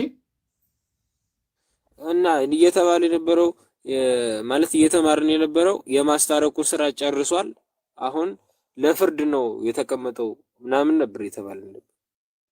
ምንም የተቀየረ ነገር የለም። ጌታችን ኢየሱስ ክርስቶስ ውዳሴ ማርያምም እንግዲህ የምጸልይ ከሆነ እዛ ላይም ተቀምጧል። ቤተክርስቲያናችን ሙሉ እምነቷ እሱ ነው። ጌታችን ኢየሱስ ክርስቶስ ዛሬም ድረስ አስታራቂ ነው። ለምሳሌ ቀለል ያለ ምሳሌ አንድ ሙስሊም ለምሳሌ ወደ ቤተክርስቲያን መምጣት ቢፈልግ ክርስቲያን መሆን ቢፈልግ ጌታችን ኢየሱስ ክርስቶስ በዕለተ ዓርብ የሰራው የመስቀል ስራ ነው አይደለ? ወደ ቤተክርስቲያን የሚጨመረው ስለዚህ በክርስቶስ ኢየሱስ የማስታረቅ ስራ ነው አይደል? ወደ እግዚአብሔር የሚቀርበው ዛሬም ድረስ እንደሱ ከሄድንበት ስለዚህ እሱ ነው ጌታችን ኢየሱስ ክርስቶስ መስቀል ላይ የሰራው ስራ የዘላለማዊ ስራ ነው። ኦኬ የሆነ አንድ ጊዜ የሚቋረጥ የሚቆም ነገር አይደለም። ኦኬ ዘላለማዊ ስራ ነው። ስለዚህ የማስታረቁም ስራ ምንድነው? ዘላለማዊ ስራ ነው። ኦኬ የማስታረቁም ስራ ምንድነው? ዘላለማዊ ስራ ነው። የማስታረቁ ስራ ለምን ደሙን ያፈሰሰው እኮ አይደል? አንድ መስዋዕት ለዘላለም አቀርቦ በአባቱ ቀኝ ተቀመጠ አይደል? መጽሐፍ የሚለው ይላል። መስዋዕቱ ለመቼ ነው የቀረበው? ለዘላለም ነው የቀረበው። ያንን መስዋዕት ደግሞ በማቅረቡ አስታራቂ ከተባለ ያ መስዋዕት ዘላለማዊ ከሆነ ደግሞ የክርስቶስ ኢየሱስ አስታራቂነት ምንድነው ማለት ነው? ዘላለማዊ ነው ማለት ነው ባጭሩ። ሜቢ ወንድሞች የሚጨምሩት ነገር ካለ ላይ ይጨምሩ። ምን አልከኝ? እዚህ ጋር ጴንጤዎቹም ቢሆኑም እኮ እዚህ ጋር አስታራቂ ነው እኮ ነው የሚሉት ማለቴ ከዚህ ከኛ የተለየ ድሮ። እሺ አሁን ችግሩ ምን መሰለህ ውዱ፣ አንድ ነገር በደንብ ስማኝ። በፕሮቴስታንቱ ዓለም በጴንጤውም ዓለም ኦኬ በፕሮቴስታንቱ ዓለም በጴንጤው ዓለም ብዙ አይነት መረዳት አለ። ለምሳሌ ጴንጤ እንዲህ ነው የሚያምነው፣ ፕሮቴስታንት እንዲህ ነው የሚያምነው ብለህ በእርግጠኝነት መናገራችን ለምን ከተባለ ለምሳሌ ክርስቶስ ኢየሱስ ዛሬም ድረስ ይወድቃል ይነሳል ብሎ የሚያምኑ ጴንጤዎች አሉ። ይወድቃል ይነሳል በሰማይ ጎንበስ ቀና እያለ ይለምናል ብሎ የሚያስቡ ጴንጤዎች አሉ። ኦኬ የምር እንደዛ የሚያምኑ አሉ። ዛሬም ድረስ ጎንበስ ብሎ ይነሳል። ደግሞ ሊትራሊ አሁን ለምሳሌ እኔ ጸሎት እንደማቀርበው ዛሬም በሰማይ ክርስቶስ ኢየሱስ ጸሎት ሊትራሊ ቃላዊ ጸሎት ይጸልያል፣ እንደዚህ አይነት ልመና ይለምናል ብሎ የሚያምኑ አሉ። ኦኬ ስለዚህ የተለያየ ነው። ወድቆ ጎንበስ ቀና ይላል። ዛሬም ድረስ ቃላዊ ጸሎት እንደዚህ አይነት ሊትራሊ ይሆናል አይደለ? ቃላዊ ጸሎት ይጸልያል ብሎ የሚያምኑ ስላሉ ጴንጤው እንዲህ ነው የሚያምኑ ብለህ በእርግጠኝነት መናገር አችልም። ነገረ ክርስቶስ ላይ ብዙ አይነት መረዳትና ብዙ አይነት የተለያየ እምነት ስላላቸው ጴንጤዎች እንዲህ ነው የሚያምኑት ብለህ ባይሆን የሆነ ዲኖሚኔሽን እንዲህ ነው የሚያምኑ ብለህ መናገር ትችላለህ። እና ጴንጤ ብለህ በጴንጤ ውስጥ ብዙ አይነት ትምህርትና ብዙ አይነት ዲኖሚኔሽን ስላለ እንዲህ ነው የሚያምኑት ብለህ በእርግጠኝነት መናገር አችልም። ለሌላ ጊዜ ስለ ጴንጤዎች ስታወራ። ነገር ግን የቤተክርስቲያናችን ትምህርት ይሄ ነው። በቃ የኛ የቤተክርስቲያን ትምህርት ምንድነው? የክርስቶስ ኢየሱስ ዛሬም ድረስ አስታራቂ ነው። ለምን? አንድ መስዋዕት ለዘላለም አቅርቦ በአባቱ ቀኝ ተቀመጠ እንደተባለ ያን መስዋዕት ማቅረብ አስታራቂ ካስባለው ያ መስዋዕት ዘላለማዊ ከሆነ ደግሞ ክርስቶስ ኢየሱስም የማስታረቁ ስራ ዘላለማዊ ነው ማለት ነው። ስለዚህ እሱ ለዘላለም አስታራቂ ተብሎ ይጠራል። ዛሬም እዚህ ጋር እሺ በቃ ወንድማችን በቃ ከአንድ ሰው ጋር ቀጥል።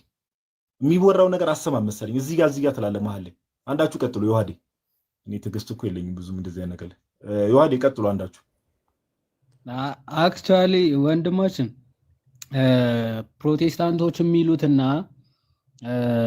ሰየው ባይዘው እንደዛ ማለት ከጀመሩ ጥሩ ነው። ከዚህ በፊት የሚሉት የነበረው አማላጅ ነው ይለምናል ነው አለቀ። ይለምናል ይሉ ነበረ። አስታራቂ ነው ቤዛነቱ አስታራቂነቱ ካመኑ እሱ ነው የምንፈልገው። ክርስቶስ አይለምንም ማለት ስቲል አሁንም በሰማያት ሆኖ ልመናን አያቀርብም የሚለውን ትምህርታችን ከተቀበሉ እሰየው። ግን እነሱ አስቀድሞ ይሄን እንደማይሉ አድርገህ የምታስብ ከሆነ ይሄ ስህተት ነው። እዚህ ቲክቶክ ላይ የምናውቃቸው የፕሮቴስታንት ዕቅበተ እምነት ነን የሚሉ ለምሳሌ እነ ሃኒኤል አሁን ተናገር እውነቱ ወይም ደግሞ ቀለሜ ማለት ነው። እሱ ስቲል አሁንም ይለምናል ብለው የሚያምኑ ሰዎች ናቸው። ስቲል እነ አማን ሻሎም ራሱ የሆነ ሰዓት ዕብራውያን ሮሜ ምዕራፍ 8 ከቁጥር 34 ዝልምን እዩ ምናምን ብለው በትግርኛ በኦሮምኛውን ምናምን እያደረጉ በቃ የሚለምን ነው አሁንም እየለመነ ነው ብለው የሚረዱ ነበሩ። ግን ወደዚህ አሁን ማስታረቁ ነው የቤዛነት ስራው ነው ዘለዓለማዊ እንደሆነ እናምናለን ወደሚለው መረዳት ከደረሱ ግን እሰየው፣ በጣም መልካም ነው። ታዲያ ይሄ እንዲመጡ እኮ ነው ይሄን እውቀት እንዲይዙ ወደዚህ መረዳት እንዲደርሱ ነው የምንሰራው እኮ። ይሄን መረዳት ከደረሱ እሰየው። ግን ይሄ ዘላለማዊ አስታራቂ ነው ጌታችን መካከለኛ ነው የሚለው ትምህርታችን ግን በቤተ ክርስቲያን የታመነ ነው። ይኸው ውዳሴ ማርያም ብሏል ጋዲ ቅድም። እሁድ ውዳሴ ማርያም ዘእሁድ ሁልጊዜ ምን ደግሞ ጸሎታችን በከበረ ደግሞ ፈሳሽነት ለአዲስ ኪዳን አስታራቂ ሆነ የሚለው ትምህርት የታመነ ትምህርታችን ነው። ሊቀ ካህንነቱ የታመነ ትምህርታችን ነው። ኦኬ ይሄ በቤተ ክርስቲያናችን የታመነ ትምህርታችን ከመሆኑ የተነሳ በዕለት ተዕለት ካህናት ራሱ ሲፈቱ ሊቀ ካህናቱ ምን ብለው ነው? ሊቀ ካህናት መስተስሪያ ኃጢአት እያሉ አይደለ? ቅዳሴ ካለቀ በኋላ ራሱ ካህናቶቹ ሊቀ ካህናት የካህናት አለቃ ጌታችን ኢየሱስ ክርስቶስ ኃጢአታችንን ይቅር በል አይደለም? ስለዚህ ይሄ የታመነ ትምህርታችን ነው። መካከለኛ ነው ብለን ደግሞ እናገራለን። ብቸኛ እና እንደሱ ያለ መካከለኛም የለም ተብሎ ይታመናል በቤተ ክርስቲያናችን።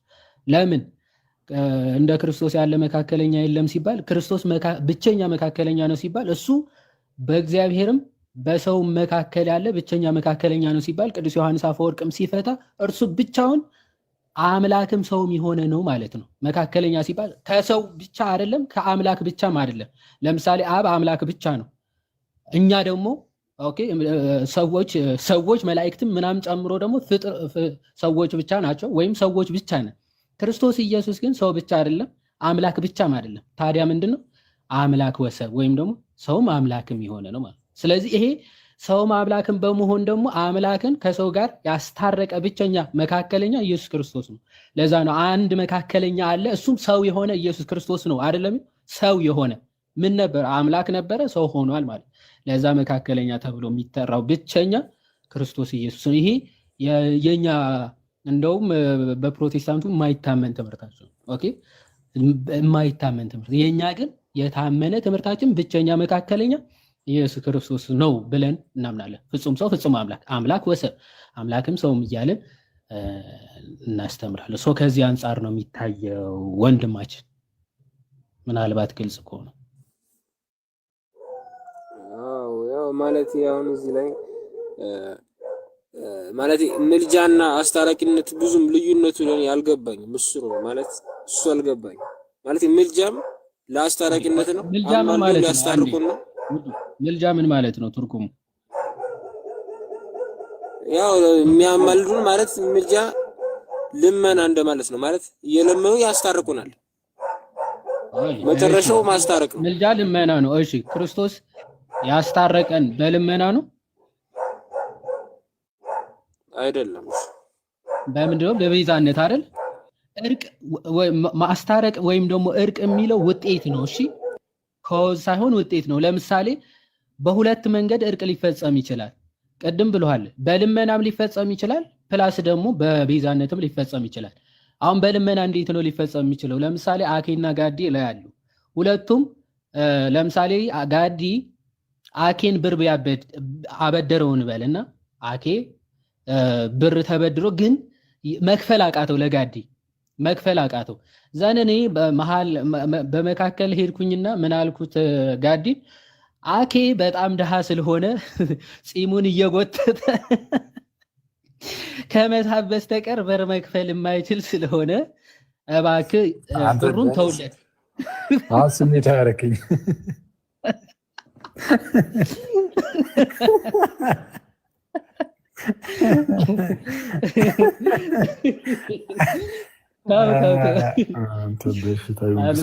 እና እንደዛ ነው። ስለዚህ ብር ስለሌለው በቃ ተውለት ብሩን እና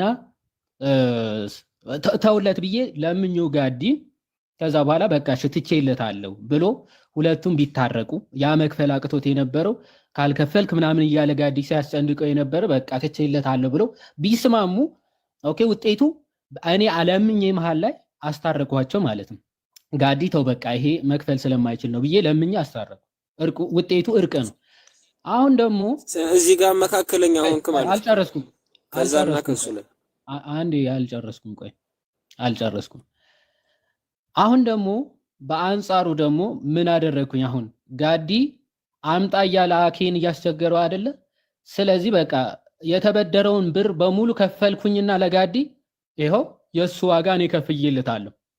ስለዚህ በቃ ወይም ደግሞ ተስማሙ ብዬ ብሩን ብከፍልለት መለመን አይጠበቅብኝም ጋዲን ማለት ነው። ምክንያቱም የሚያስፈልገውን ዋጋ ብሩን ነበር የሚፈልገው፣ ብሩን ሰጥቶት ለጋዲ እኔ በዚህ መካከል ቤዛነት ዋጋ ከፍዬ አስታረኳቸው ማለት ነው እንጂ ለምኛ አይደለም። ስለዚህ ሳለምን ዋጋ ከፍዬ የአኬን ብድር ከፍዬ አስታረኳቸው። ይሄ ውጤቱ እርቅ ነው። ግን ድርጊቱ ምንድነው? ምልጃ ሳይሆን ልመና ሳይሆን ቤዛነት ነው፣ ዋጋ መክፈል ነው ማለት ነው። ምን እያልን ነው? አሁን በዚህ ወደ ምልጃና ወደ ቤዛነት ስናመጣው ቅዱሳን ወይም ደግሞ መላእክትም በመካከል ሆነው እግዚአብሔርን ለምነው ሊያስታርቁ ይችላሉ። ወይም ደግሞ በመለመን ወደ እግዚአብሔር ሊያቀርቡን ይችላሉ። ኦኬ፣ በመለመን ማለት በልመና። ክርስቶስ ኢየሱስ ግን በልመና ሳይሆን ኦኬ ዋጋ መክፈል የሚችል ጌታ ስለሆነ በገዛ ደሙ ዋጋ ከፍሎ ስለሆነ እንደ ቅዱሳን ልመና ያስፈልገው ወይም ደግሞ በልመና አይደለም፣ ደሙን በማፍሰስ በደም ዋጋ ገዝቶን ኦኬ ነው ያስታረቀን ማለት ነው። ሶ የክርስቶስ ቤዛነት ነው የሚባለው እንጂ ምልጃ አይባልም። ልክ የኔ ቀደም ጋዲን ለምኜ ከሆነ ልመና ወይም ደግሞ ምልጃ ሊባል ይችላል እንጂ ቤዛነት አይባልም። ዋጋ ከፍዬ ከሆነ ደግሞ ምልጃ ልመና ተብሎ አይነገርም። ታዲያ ምንድነው የሚባለው? ቤዛነት፣ ዋጋ ከፍዬ ነው ያስወጣሁት ማለት ነው። ልክ እንደዚያ የክርስቶስ ልመና ወይም ምልጃ ተብሎ ሳይሆን የሚጠራው ምንድነው የሚባለው? ቤዛነት። ኦኬ፣ በዋጋ የተከፈለስ ነው። በዋጋ ተገዝታችኋልና በገዛ ደግሞ መፍሰስ የተበጀን ስለሆነ ማለት ነው። ቅዱሳን ግን ደም ማፍሰስ አይጠበቅባቸው ምናምን ወደ ክርስቶስ በመለመን ምናምን ሊያቀርቡን ይችላሉ ማለት ነው። ከዚህ አንጻር የሚታይ ነው ወንድማችን። ምልጃና ቤዛነት፣ የክርስቶስ ቤዛነት ነው የሚባለው፣ የቅዱሳን ደግሞ ምልጃ ተብሎ የሚጠራው ማለት ነው። እሺ፣ ስለዚህ ግልጽ ሆኖልኛል። ግን አንድ ጥያቄ ብቻ አለኝ እዚህ ላይ እሱም አካሉ ይመልስላል። ቀጥል። እሺ፣ ጥያቄው ልቀጥል። ወዴት ልመልስ? አደይተኝ ሰው ሲጀመር አሁን ያወራውን እኮ ምንም ሊሰማው እኮ አልቻለም። ምን ያህል ቢበደር ነው እያለ ነው እያሰበ ያለው አሁን ህዝቡ። እንደ አንተ ምንድን ነው እንዲ ምሳሌ አተ ነው ኮመንት ላይ እኮ ዘጭ ሰው እንዲህ ቀባት ነው እያሉ ነው። አኪዩስ 50 ብር ብቻ ሳይቂ በጣም ብዙ ሰው ሀብታም ነው እያለ ይቀበል ነበር እኮ አኬ። በዚህ በኩል እንዲህ ብሎ ነበር ቪዲዮ ቢከፍት እንዲህ ሊቀበል ነበር። አንተ ዛሬ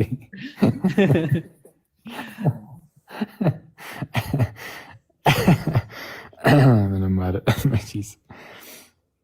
እሺ አሁንም አልገባውም ወንድማችን። የመጨረሻ ጥያቄ ገብቶኛል። ችግር የለም እስኪገባ ድረስ ጠይቅ፣ ችግር የለውም። ካልሆነ በውስጥ ምናምን ነገር መጠየቅም ይቻላል። ችግር የለም መጠየቅ።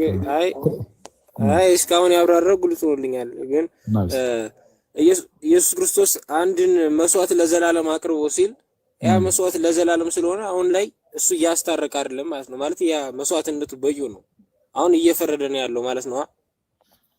መስዋዕትነቱ ምንድነው አልከኝ? ከዚህ በፊት ማለት ለእኛን ለዘላለም አንድ መስዋዕት ለዘላለም አቀረበ ሲል እዚህ ጋር ለዘላለም መስዋዕትነቱ እያስታረቀን ነው እንትን የሚለው እንጂ ማለት እሱ አይደለም አሁን እያስታረቀን ያለው እሱን እየፈረደን ነው። እሺ መልሶ መላልሶ የማስታረቅን ስራ እየሰራ እንደ አዲስ እየሰራ አይኖርም። እሱ ግልጽ ነው። ግን ምንድነው ቅዱስ ጳውሎስን በዕብራውያን መልእክቱ ምዕራፍ 10 ላይ እንደሚናገረው የብሉይ ኪዳን ሊቃነ ካህናትንና የሐዲስ ኪዳኑን ሊቀ ካህናት ክርስቶስ ኢየሱስን ያነጻጽራል። አየህ በብሉይ ኪዳን የነበሩት ሊቀ ካህናት ምን ያደርጉ ነበረ መሰለ? እስቲ ቆይ አንዴ እስቲ እንትን ኮሜንቱን እስቲ ያጥፉት ሞዴሬተሮች፣ ኮሜንቱ ዝጉት፣ ድምጽ በዛው ላሰማ ብዬ ነው። ኦኬ ምን አይነት ነገር ይደረግ ነበር መሰለ? በደንብ አድርገህ ሰማኝና በብሉይ ሰዓት እንግዲህ የካህናት አገልግሎት አለ እንደምታውቀውና ከካህናቱ አንድ ሊቀ ካህናት የካህናት አለቃ የሚባል አንድ ይመረጥና እሱ በዓመት አንድ ጊዜ ወደ ቅድስተ ቅዱሳን የእንስሳትን ደም ይዞ ይገባል። ለሕዝቡም ለራሱም የሆነ የኃጢአት ማስተሰሪያ ለማቅረብ ማለት ነው። እና ወደ ቅድስተ ቅዱሳን የእንስሳትን ደም ይዞ ይገባል። ያን እንደሚረጫል በማሰሪያው መክደኛ ላይ ምናምን እየረጨ እንደዚህ አይነት ስርዓቱን ይሰራሉ። እና ሁሌም በተደጋጋሚ ግን ይህ ነገር ይፈጸማል። በየዓመቱ የስርየት ቀን በምትባል በዮም ኪፑር በየዓመቱ ያ ነገር ይፈጽማል። ያ ደግሞ ሊቀ ካህናት ይሞታል። ያ ሊቀ ካህናት ሲሞት እርሱን ተክቶ ደግሞ ሌላ ሊቀ ካህናት ይመጣል። ያኛውም ሲሞት እያለ እንግዲህ እስከ መዳረሻው እስከ ጌታችን ኢየሱስ ይህ ነገር እንዲቀጥሉ ነበር። ግን ጌታ ኢየሱስ መጣና አንዴና ለመጨረሻ ጊዜ ይህንን የክህነትን ስራ አንድ ጊዜ በመስራት አንድ ጊዜ መስዋዕትን በማቅረብ ሁሉ ነገር ፈጸመው። ስለዛ ምን ይላል መሰለ? ዕብራውያን ምዕራፍ 10 ላይ ከቁጥር 10 ጀምረህ ስታነበው የኢየሱስ ክርስቶስን ስጋ አንድ ጊዜ ፈጽሞ በማቅረብ ተቀድሰናል። የኢየሱስ ክርስቶስን ስጋ አንድ ጊዜ ፈጽሞ በማቅረብ ተቀድሰናል ይልና ሊቀ ካህናት ሁሉ ይላል። እነዛን የብሉይ ኪዳን አሁን ቅድም የነገርኩህን የብሉይ ኪዳን ካህናት ማለት ነው። ሊቀ ካህናት ሁሉ ዕለት እያገለገለ እነዚያን ኃጢአትን ከቶ ሊያስወግዱ የማይቻላቸውን መስዋዕቶች ብዙ ጊዜ እያቀረበ ቆሟል ይላል። ምን ብሏል? ቆሟል። እንዳትረሳ። ምን እያደረገ? እያቀረበ ዕለት እያቀረበ ማለት በተደጋጋሚ ማለት ነው። በየጊዜው በተደጋጋሚ እነዚያን ኃጢአትን ከቶ ሊያስወግዱ የማይቻላቸውን መስዋዕቶች ብዙ ጊዜ እያቀረበ ቆሟል። ስለዛም በብሉይ ኪዳን እንግዲህ ተመልከት፣ ሊቀ ካህናቱ እየሄደ ያገለግላል፣ ይቆማል። ወደ ቅድስተ ቅዱሳን ተገብቶ መቀመጥ አይቻልም። በቃ ትቆማለህ። አገልግሎት ላይ ከሆንክ መቆም ነው ያለብህ። ስለዛ ቆሟል ይላል። ቆሟል በቃ ዕለት ያንን ነገር እያገለገለ ማለት ነው። እግዚአብሔር ቀኝ ተቀመጠ ስለ ኃጢአት አንድን መስዋዕት ለዘላለም አቅርቡ። ስለዚህ አሁን ያቀረበው መስዋዕት ለዘላለም ስለሆነ በዘላለም ሁሉ ውስጥ አሁን ዳግም ጌታችን ኢየሱስ እስኪመጣ ድረስ በቃ ያ መስዋዕት ሁሌም ቢሆን ትኩስ ነው። ያ የክርስቶስ ኢየሱስ ደም የቅዳሴ መጽሐፍቶቻችን ላይ ይላል ትኩስ ነው የሚለው። የክርስቶስ ደሙ ትኩስ ነው የሚለው የቅዳሴ መጽሐፎቻችን ላይ። ስለዛ ምንድነው ትኩስ ነው ማለት? ስቲል አሁንም ምንድነው ለሚቀበሉት ሁሉ የሚሰራ ነው። ፈንክሽናል ይሆናል፣ በሁሉም ላይ ተግባራዊ ይሆናል። ስለዛ ሰዎችን ወደ እግዚአብሔር ያቀርባል። በእርሱ በኩል ወደ እግዚአብሔር የሚመጡትን ፈጽሞ ሊያድናቸው ይችላል፣ ያድናቸዋል ማለት ነው። ስለዛ በአጭሩ ይሄ ነው። በቃ አንድ ጊዜ መስዋዕትን አቀረበ። ደጋግሞ እንደ ብሉይ ኪዳን ሊቀ ካህናት መልሶ መላልሶ መስዋዕትን ማቅረብ አይጠበቅበትም። አንድ ጊዜ ፈጸመው፣ ለዘላለም እንዲሆን አደረገው። ከዛ በኋላ ተቀመጠ። አሁን ተቀምጦ ግን የተቀመጠው ለምንድነው? በአብ ቀኝ ምንድነው ያቀረበው መስዋዕት ምንድነው? ሁሌም ቢሆን ቀጣይነት እንዲኖረው ማለት ነው። በአብ ቀኝ ባይቀመጥ ኖሮ ክርስቶስ ኢየሱስ ቀጣይነት አይኖረውም ነበር የእርሱ ስራ ራሱ። ስለዛ በአብ ቀኝ መቀመጡ ለእኛ በጣም አስፈላጊ ነገር ነው። ክርስቶስ በአብ ቀኝ ባይቀመጥ ኖሮ እኛ ዛሬ መዳን አንችልም ነበር። ኢቨን በክርስቶስ ስራ ራሱ ማለት ነው። አሁን በአብ ቀኝ ባይቀመጥና በሕይወት የማይኖር ቢሆን ኖሮ ክርስቶስ ዛሬ ድረስ የክርስቶስ የማዳን ስራ ባልቀጠለ ባልመጣ ነበር እና ግን ክርስቶስ በአብ ቀኝ ተቀምጧል። ስለዚህ ያ የማዳን ስራው የማስታረቅ ስራው በቃ ይቀጥላል ማለት በተደጋጋሚ እየተደረገ ሳይሆን አንድ ያደረገው ለዘላለም ስለሆነ ለዘላለም እንዲሆን አድርጎ ስላቀረበው እንዳይረሳ። አንድን መስዋዕት ለምን ያህል ጊዜ አቅርቦ ነው የሚለው? ለዘላለም አቅርቦ። ስለዛ መልሶ መላልሶ የማስታረቅን ስራ አይሰራም። ግን አንድ የሰራው ስራ ግን ዘላለማዊ ሆኖ ተቀምጧል። ዘላለማዊ ነው። ስለዛ በዘላለም ሁሉ ውስጥ ይሰራል ነው ያ አንድ የተሰራው ስራ። እየፈረደ ነው ምናምን ላልከው ግን ለፍርድ ክርስቶስ ኢየሱስ ይመጣል። ለፍርድ የሚመጣው በኋላ ላይ ነው። ግን አሁንም ቢሆን ግን ፈራጅ ነው ኢየሱስ። ጌታ ኢየሱስ አሁንም ፈራጅ ነው። ፈራጅ ነው። ይህ ፈራጁ ግን የሚመጣበት ጊዜ ደግሞ አለ ነው። የመጨረሻው ፍርድ የሚሰጠው ክርስቶስ ኢየሱስ ሲመጣ ነው። እንደዛ ነው። አሁንም ግን ፈራጅ ነው። አመሰግናለሁ በጣም ሁላችሁንም አመሰግናለሁ። ያው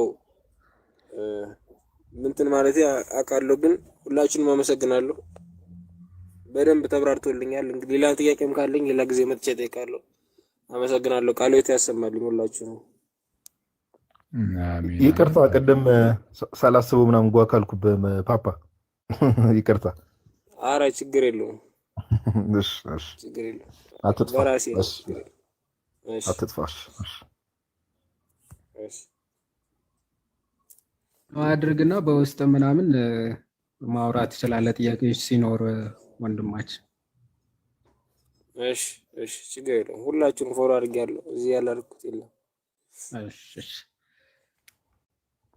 እሺ አንድ ምናምን ጥያቄ አይደለም ያለኝ፣ አራት ምናምን ይሆናል ቢበዛ 5 እንደዛ ነው።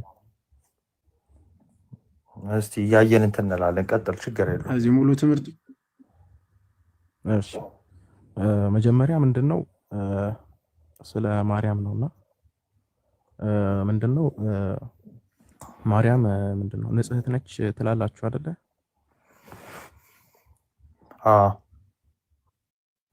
ኦኬ እሺ። አሁን እዚህ ጋር ጥያቄ ምንድነው አሁን እዚህ ጋር ምንድነው ሮሜ ምዕራፍ 3 ላይ ሁሉም ኃጢአትን ሰርቷል እግዚአብሔርም ክብር ጎድሎታልና እያለ ይናገራልና ለቤዛነት የሚያስፈልገው ወይም ደግሞ ምንድነው የሰው ልጅ ለገባበት ኃጢአት ውድቀት የሚያስፈልገው ንጹህ የሆነ መስዋዕት ነው አይደለ? እና ማርያም ያንን የቤዛነት ስራ መስራታችንም እንዴት ነው ክርስቶስ የሚያስፈልግ ከሆነ ክርስቶስ ማለት ያው ንጽህናው ነው አይደለ? ቤዛነት ስራ እንዲያቀርብ ያደርገው የመስዋዕት በግ እንዲሆን ያደርገው ደን ከዛ ደግሞ ለክርስቶስ ደግሞ ማርያም ክርስቶስ ንጹህ ሆኖ እንዲወለድ ማርያም ንጹህ ሆና መወለድ ነበረባት እና አይ ቲንክ እንደዛ መሰለኝና የምትሉት ሚስኮንሰፕሽን ካለ አይ ዶንት ኖ ታስተካክሉኛላችሁና ያ ነገርን መስራት አትችልም ነበር ቤዛነቱን? ጥያቄን ከተረዳችሁ የመጀመሪያው ጥያቄ እሱ ነው። ይህን ባጭሩ ለመመለስ ያክል ሰላም ናቸው። ማርያም ንጽህነቷ ያለ ክርስቶስ ምን እንደሆነ ቅድሚያ ያስረዳል።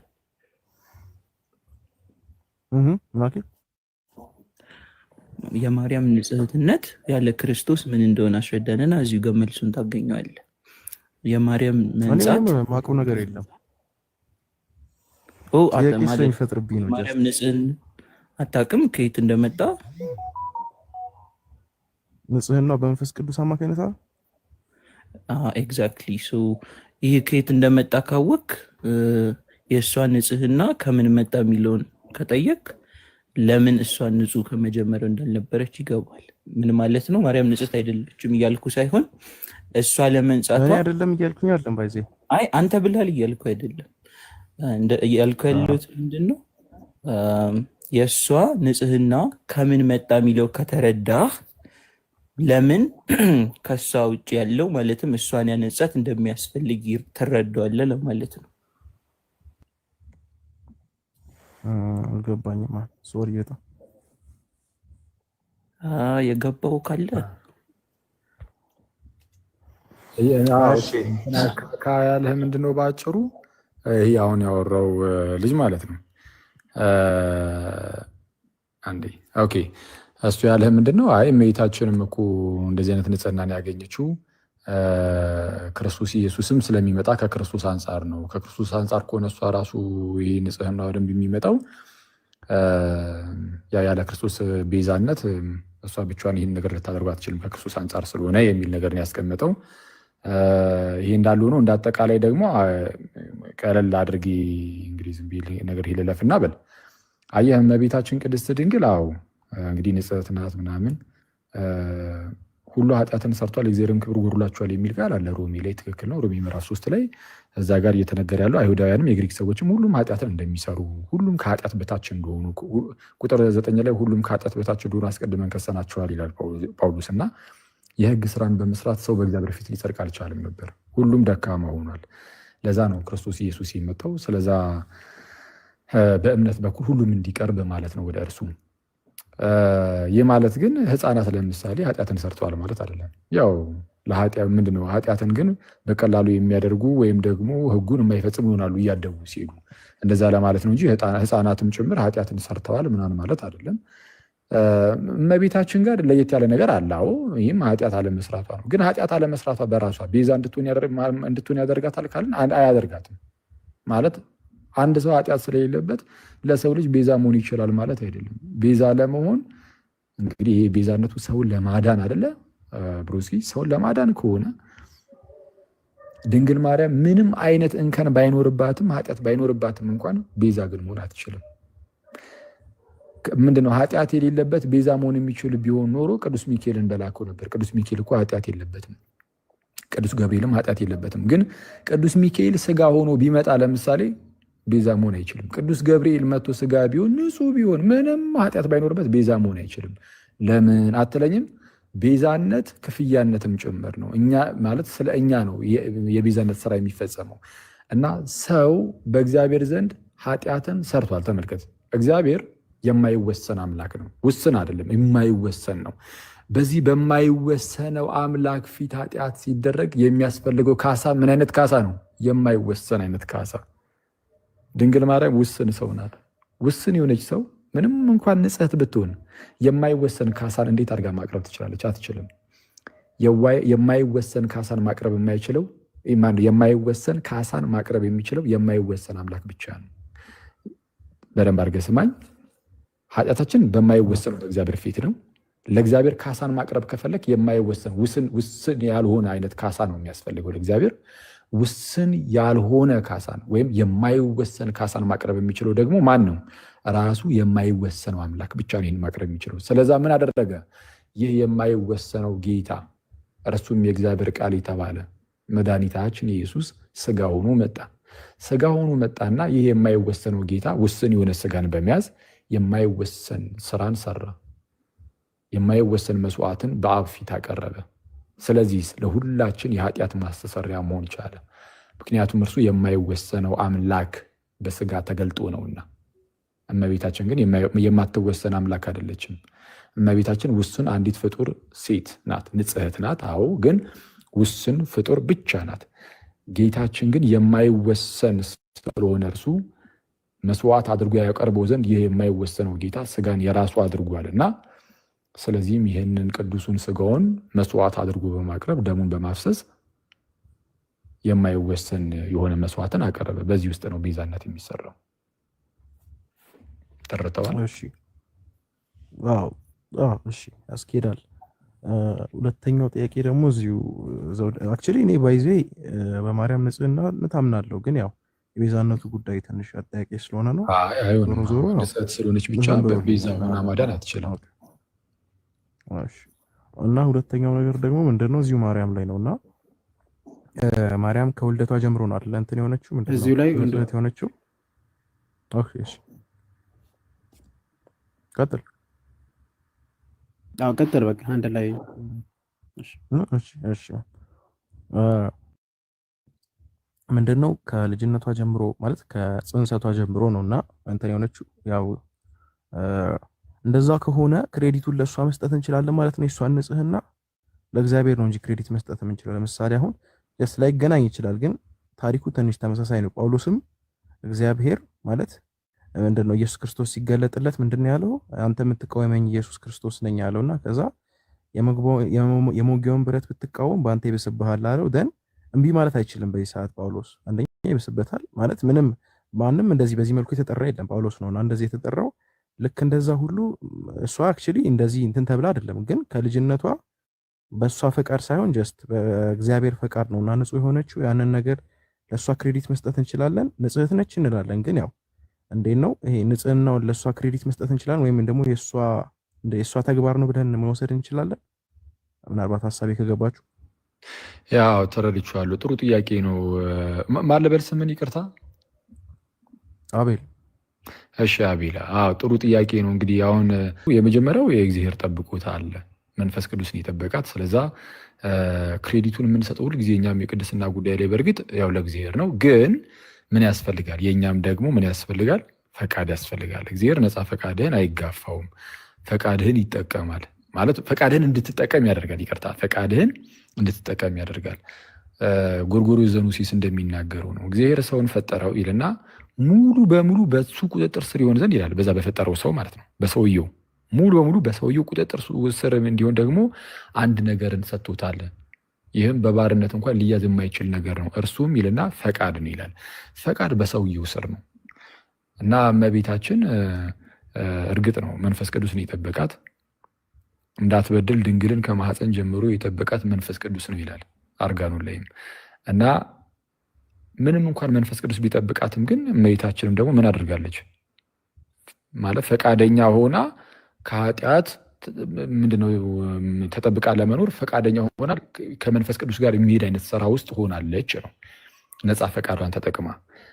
አሁንም ድረስ ቢሆን ጌታችን ለምሳሌ እኛን ይጠብቀናል። መንፈስ ቅዱስ እኛን ይጠብቀናል። ኃጢአት እንዳንሰራ የሚረዳ እረኛችን፣ ወደ ክፉ ነገር እንዳንሄድ የሚጠብቀን እርሱ ነው። ግን ምንም እንኳን ክርስቶስ እረኛችን ቢሆንም እኛ በጎቹ ብንሆንም እረኛችን ክርስቶስ ስላለ በቃ እሱ ነው የሚጠብቀን። ከኛ ምንም በቃ ኦልሬዲ ምንም እሱ አንድ ጊዜ እረኛችን ስለሆነ ምንም ከኛ ምንም የሚጠበቅ ነገር የለም ማለት አይደለም። የእሱን ድምፅ ሁሌ እየሰማን እርሱን ግን መከተል አለብን። እኛም የሆነ ተኩላ ቢመጣ እረኛችን ክርስቶስ ኢየሱስ ይመልስልናል። አዎ፣ ግን እኛ ደግሞ ፈቃዳችንን ተጠቅመን ከእርሱ ልንኮበልልም እንችላለን። ከእኔ ማንም ሊነጥቃቸው አይችልም ብሎ ጌታችን ተናግሯል አይደለ? ማንም ሊነጥቃቸው አይችልም። ትክክል ነው። የሆነ ተኩላ መጥቶ ዝም ብሎ ሊነጥቀው አይችልም ማለት ሊነጥቀን አይችልም። ከጌታ እጅ ማለት ነው። ከጌታ እጅ ተኩላ መጥቶ ሊነጥቀን አይችልም። ይህ ማለት ግን እኛ በራሳችን ፈቃድ ግን ከእጁ አንወጣም ማለት ግን አይደለም። ልክ እንደዚህ ሁሉ እመቤታችን ኖ ልትል ትችል ነበር ማለት ወደ ኃጢአት ልትሄድ ትችል ነበር እንደ ማንኛውም ሰው፣ ግን አልሄደችም። አዎ የመንፈስ ቅዱስ ጠብቁት በተለየ ሁኔታ አለ። በእርሷ በኩል የሚፈጸም ታላቅ የሆነ ምስጢር ስላለ አንዳንድ ነቢያትን ከማህፀን ጀምሮ መርጬሃለሁ እያለ ይናገራል እግዚአብሔር። ኤርምያስን በኋላ ለምሳሌ መጥምቁ ዮሐንስን ማየት ትችላለህ ምናምን። ከማህፀን ጀምሮ መንፈስ ቅዱስ ወርዶ እንደዛ ምንድነው እግዚአብሔር ሲለያቸው እናያለን በመንፈሱ በኩል ለአገልግሎት ጉዳይ። እመቤታችን ጋር ሲመጣ ግን ከየትኛውም አገልግሎት የማይነጻጸር አይነት አገልግሎት ነው በእሷ ውስጥ ያለውና መንፈስ ቅዱስ ባወቀ እግዚአብሔር ባወቀ አስቀድሞ እርሷን ለዚህ አገልግሎት ይለያታል እና ከማህፀን ጀምሮ መንፈስ ቅዱስ ይጠብቋታል። ግን የእሷ ነፃ ፈቃድ ስላለ ከዛ አንጻር ልንመለከተው ይገባል። ነፃ ፈቃዷን የእሷንም ልናይ ይገባል። ነፃ ፈቃዷን ተጠቅማ እሺ መንፈስ ቅዱስ ይጠብቃታል። ልክ እንደ ሮቦት ዝም ብሎ እንደዚሁ የመንቀሳቀስ ጉዳይ አይደለም። እሷም ደግሞ እሺታ አላት። ስለዛ ትታተራለች። አካሄዷ እንደ መንፈስ ቅዱስ ይሆናል ማለት እንደ መንፈስ ቅዱስ ሲነሲዝ ከመንፈስ ቅዱስ ጋር ይሆናል። ከመንፈስ ቅዱስ እንደ መንፈስ ቅዱስ ፈቃድ ይሆናል። ያ አሁን ለምሳሌ እሱ ነገር እስከ ወልደቷ ድረስ መንፈስ ቅዱስ ጠብቋታል እናለን። ፕላስ ደግሞ በህይወቷ ዘመንም ደግሞ እውነት ነው እዚህ ጋር ትልቅ የእግዚአብሔር አጀንዳ ስለሆነ በሷ ላይ ያለው እግዚአብሔር እርዳታውን ይሰጣታል እንላለን። ግን እንዴት ነው አሁን ለምሳሌ ንጽሕት ነች ሲባል አንድ ኃጢአት አልሰራችም ብላችሁ ነው አይደል የምታምኑት? ያ ኃጢአት ማለት በሱ ነገር የማመጽ ነገር አይደለም። እሱ ነገር የግብር ኃጢአት ያ ብቻ አይደል ነው። ሌላም ሊኖር ይችላል። ግን እሱን ነገር እንዴት ነው እንደዛ ማድረግ ትችላለች ማለት ነው? እንዴት ነው ሰው እንደዛ ማድረግ ይችላል ማለት? አትችልም። በራሱ አትችልም። በራሱ ሰው ማንም ሰው በራሱ በእግዚአብሔር ላይ ሳያምፅ ዝም ብሎ እንደዚህ መኖር ብቻ ምንም ነገር ሳያደርግ በራሱ ማድረግ አይችልም። ሰው ምን ያስፈልገዋል? የእግዚአብሔር ጠብቆት የእግዚአብሔር እርዳታ ግዴታ ያስፈልገዋል። ስለዛ ለእመቤታችን በጣም በተለየ ሁኔታ በጣም ትልቅ የሆነ የእግዚአብሔር እርዳታ ተሰጥቷታል። ይሄ ካለው አገልግሎት አንጻር ምናምን ለእመቤታችን አዎ እግዚአብሔር በጣም ትልቅ የሆነ ጠብቆትን ሰጥቷታል። ለዛ ነው አልኩ ምን የሚለው አርጋኖን ላይም እንዳትበድል ድንግልን ከማህፀን ጀምሮ የጠበቃት መንፈስ ቅዱስ ነው ይላል። መንፈስ ቅዱስ ነው። ስለዛ በተለየ ሁኔታ በራሷ ማድረግ አትችልም። ይህንን ቅድስት ድንግልም አትችልም። ማንም አይችልም። ግዴታ የእግዚአብሔር ጠብቆት የመንፈስ ቅዱስ ጠብቆት ያስፈልጋል። ስለዛ መንፈስ ቅዱስ ጠበቃት። አቀባ እምከርሰ እማ ትላል ከማህፀን ጀምሮ ጠበቃት ማለት ነው መንፈስ ቅዱስ። ስለዛ እንደዛ ነው። እሺ ያው ለአሁኑ ያው ማርያም ላይ ያለኝ ኬዝ ያው ጨርሼዋለሁ ማለት ነው። ይሄ ነበር ሁለት ጥያቄ ነበር የነበረኝ። ወደ ሌላ ቦታ ልሄድ። እሺ ሶስተኛው ጥያቄ ደግሞ ምንድነው ዕብራውያን ላይና ፊልጵስዩስ ላይ ማለት ነው ሁለት ተመሳሳይ ሐሳቦችን ያነሳልና የመቅደሱ ስርዓት ስለ ሕግ ነውና የሚናገረው ከዛ በኋላ ደግሞ ስለ ሰንበት አሁን ጥያቄ ሰንበት ላይ ነው። የመቅደሱ ስርዓት እውነት ነው እንትን ተብሏል። ግን አሁን እዚህ ጋር ሰንበትን ታከብራላችሁ አይደል? እናንተ ማለት ሰንበት እንዴት እንደሆነ አላውቅም። እንዴት ነው ስለ ሰንበት ያላችሁ እይታ? መጀመሪያ እሱን ክሊር ላድርገው፣ ጥያቄ ስላለኝ ነው። ከዛ እመጣለሁ። እሺ ሰንበት ከእኛና እንግዲህ እናንተ የሰንበት አስተሳሰብ ስለሚለያይ ማለት ነው። እሺ ሰንበት እንግዲህ በሐዲስ ኪዳን እውነተኛው ሰንበታችን ክርስቶስ ኢየሱስ ነው። ሰንበት እረፍት ነው እንግዲህ እና ያረፍንበት ማረፊያችን ሰንበታችን መንፈሳዊ ሰንበታችን ጌታችንና መድኃኒታችን ኢየሱስ ክርስቶስ ነው። ስለዚህ ክርስቶስ ሲመጣ ሁላችን በክርስቶስ ያረፍንን በኋላ ደግሞ በዘላለም መንግስቱ ደግሞ የምናርፍ እንሆናለን በፍጻሜ ደረጃ ማለት ነው። እንግዲህ የሁሉም ነገር ኮንሱሜሽን ስለሚመጣ ማብቂያው ስለሚመጣ ሰንበታችን ክርስቶስ ኢየሱስ ነው። ስለዚህም አሁን የሐዲስ ኪዳን ምንድነው የክርስቲያኖች ሰንበት ተብላ የምትታወቀውም እሁድ ናት። ለምንድነው እሁድ የተደረገው? አሁን ጥንት ላይ ሰንበት ሲባል ቅዳሜ ነው። በእሁድ ነው የሚጀምረው ፍጥረት፣ ቅዳሜ ነው። ሰባተኛው ቀን ላይ ቅዳሜ ላይ እረፍት ነው። ስለዚህ አሁን በአይሁዳውያን ዘንድ ብትሄድ ሰንበት ለእነርሱ ቅዳሜ ነው። የክርስቲያኖች ሰንበት የሚባለው ግን እሁድ ነው እንደሚታወቀው። የክርስቲያኖች ከተባለ ማለት ነው። ለምንድነው የክርስቲያኖች ሰንበት እሁድ የተባለው? በአጭሩ ክርስቶስ ኢየሱስ ሞቶ የተነሳባት ቀን ነች። የተነሳባት የትንሣኤ ቀን ነው። ስለዚህ እረፍት ያገኘ ነው በክርስቶስ ትንሣኤ ስለሆነ ክርስቲያኖች እየተሰባሰቡ እሑድ እንጀራን በመቁረስ ወይም የቅዱስ ቁርባን ስርዓት በመስራት ምናምን ያሳልፉ ነበረ በምስጋና ምናምን ማለት ነው። ስለዛ እረፍታችን ክርስቶስ ነው። ያረፍነው በእርሱ በትንሣኤው ነው። ስለዚህ የትንሣኤውን ቀን እሑድን እንደዛ ብለን መንፈሳዊ ነገር በማድረግ ትንሣኤውን በማሰብ ምናምን የእኛንም ትንሣኤያችንን ተስፋ በማድረግ የምንውልበት የምናሳልፍበት ይሆናል። የቅዳሜው ከሆነ ግን ያው በብሉይ ኪዳንም የነበረውን እርሱን በማሰብ ቅዳሜን ያንን በማሰብ እናከብሯለን ማለት ነው። ከዛ አንጻር በተለይ ኢትዮጵያ ውስጥ ኦኬ። አሁን እሱን የምታከብሩት ማለት ነው እንዴት ነው? ስራ ባለመስራት ነው? ስራ ባለመስራት ሲባል ስለሰማሁ ስራ ባለመስራት ማለት ምን አይነት ስራ ነው? ያው እንግዲህ መንፈሳዊ ስራ ከሆነ ይሰራል፣ በጎ ነገር ከሆነ ይሰራል። ልክ ጌታችን በአንድ ወቅት እንዳለው ነው ከእናንተ ውስጥ ማለት አይሁዳውያን በጣም ለጥጠው ስለሆነ ነገሩን ይዙ የነበሩት። ለምሳሌ ከእናንተ ውስጥ አንዱ እንስሳችሁ ወይም በጋችሁን ያለው ኤኒዌይስ ብቻ አንድ እንስሳ ይጠራና ጉድጓድ ውስጥ ቢገባ በዛን ቀን በሰንበት ቀን ማለት ነው ሰንበት ስለሆነ አላወጣም እኔ እንደዚህ ነገር አልነካም ብላችሁ ትተውታላችሁ ያለ አይተውትም። ሄደው ይሰራሉ፣ ያወጡታል። ስለዛ እንትን ነው ይህ ምንድነው መጻጉዕንም እንዳደረገው ነው። አልጋህን ተሸክመ ሄዳለው እና በሰንበት ቀን ነበር ያሸከሙ አልጋውን። ሲፈውስ እናያለን። ለምን ፈወስክ ብለው ደግሞ ይጠይቁታል። አይ መልካም ነገር ማድረግ ተፈቅዷል ብሎ ይመልስላቸዋል ጌታችን። ስለዛ መልካም ነገር ይደረጋል። ዋናው ነገር ግን አሁን እኛ ልክ እንደ ብሉይ ኪዳን አይደለም። የኛ አጓጓዛችን ምናምን እንደ ስጋ አይደለም እይታችን። ይህ በልማድ ምናምን ካልሆነ በስተቀር እንደ ስጋ ሳይሆን እንደ መንፈስ ነው። አስቀድሞ የነበሩት እስራኤል ዘስጋ ናቸው። አሁን እኛ እስራኤል ዘነፍስንን። ስለዛ መንፈሳውያን የእግዚአብሔር ሕዝቦች ነን እንጂ ስጋውያን አይደለንም እንደ ጥንቶቹ። ስለዛ በመንፈሳዊ እይታ እንደዛ እየቃኘ ነው የምናልፈው። ስለዛ ቅዳሜንም አሁን ቤተክርስቲያናችን ቅዳሜንም እሑድን ማክብሩ ካለች በቃ መንፈሳዊ ነገርን በደንብ አስቡ። ይሄ ከሰኞ እስከ ዓርብ ምናምን ለስጋችሁ ከሰራችሁ በሉ ደግሞ ቅዳሜና እሑድን እግዚአብሔርን አገልግሉት። መንፈሳዊ ነገሮችን በመስራት ምናምን ደግሞ አሳልፍ እንዳትዘናጉ ለማለት ነው። ግን አሁን ለምሳሌ እንዲህ ኖርማል ስራዎች ለምሳሌ ኃጢአት ያልሆኑ ስራዎችን ማለት ነው መስራትና ክልክል ነው? እንደ ሁኔታው ነው። ሙሉ በሙሉ ክልክል አይደለም። ምንም ቅዳሜ ቀን ይኸው አብዛኛው ህዝብ ለምሳሌ ወጥቶ ሰርቶ ሸቅሎ ይገባል። እንደዛ የሚያደርጉ ሁሉ ግን ኃጢአተኛ ነው ማለት አይደለም። ዋናው ነገር እንደነዚህ አይነት ነገሮች ትልቁ ጥቅማቸው ምንድነው? በቃ ሰዎችን በመንፈሳዊ ህይወታቸው እንዲያድጉ ማድረግ ነው። እና ቅዳሜ ቀን አንድ ሰው ወጥቶ ስራውን ሰርቶ ገንዘብ አግኝቶ ስለተመለሰ ኃጢአት ውስጥ ነው ማለት አይደለም። ያው እየተሰራም ስለሆነ ማለት ነው። ቤተክርስቲያኑ ይሄን አላወገዘችም። ስራ ይሰራም ስለተባለ አይ ቲንክ ሚስኮንሰፕሽን ስለሆነ መሰለኝ ሙሉ ለሙሉ አልሰሞትም። እንደዚህ ግን እንደነ የሰሞት በብሉይ ኪዳን እንደዚህ የሚባለው በብሉይ ኪዳን እረፍት ነው አውቀዋል። የብሉይ ኪዳን በእኛ ዘንድ ግን ትልቁ ነገር እንትን ነው። በቃ መንፈሳዊ ነገር ላይ አተኩር ነው። አሁን ለምሳሌ መንፈሳዊ ነገር ላይ ሳታተኩር ግን አይ በቃ መስራት የለብኝም ብለህ ቤት ተኝተህ ብትውል ቤት ውስጥ ተኝተህ ከምትውል ወጥተህ ሰራ አድርገህ ገንዘብን ይዘህ ብትመጣ የተመረጠ ነው፣ የተሻለ ነው።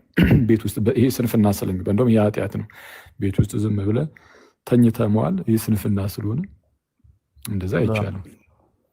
ለጠይቅም የነበረው መጀመሪያ እሱን ነው። ዕብራውያን እና እንትን ምናልባት ታውቀዋለህ በእርግጠኝነት እና ዕብራውያን ምዕራፍ 6 ያለው ነው በመደረግ ሊጠፉ ተወስነዋል ምናምን የመቅደሱ ስርዓት ከዛ ደግሞ ምንድነው ሰንበትን ማክበር ምናምን ምንድነው እውነተኛው ሰንበት ግን ምንድነው በኢያሱ ዘመን አርፎ ቢሆን ኖሮ በእንትና ዘመን እንዲያርፉ ድጋሜ ቃል ባልገባላቸው እያለ ምናምን በኤርሚያስ ምናምን እያለ ከዛ መጨረሻ ላይ ምንድነው የሚለው በነብዩ እንደተናገረ ወደ ዕረፍት አይገቡም ብሎ በቁጣው ተናገረ እያለ እግዚአብሔር የተናገረውን ትንቢት ይናገራል።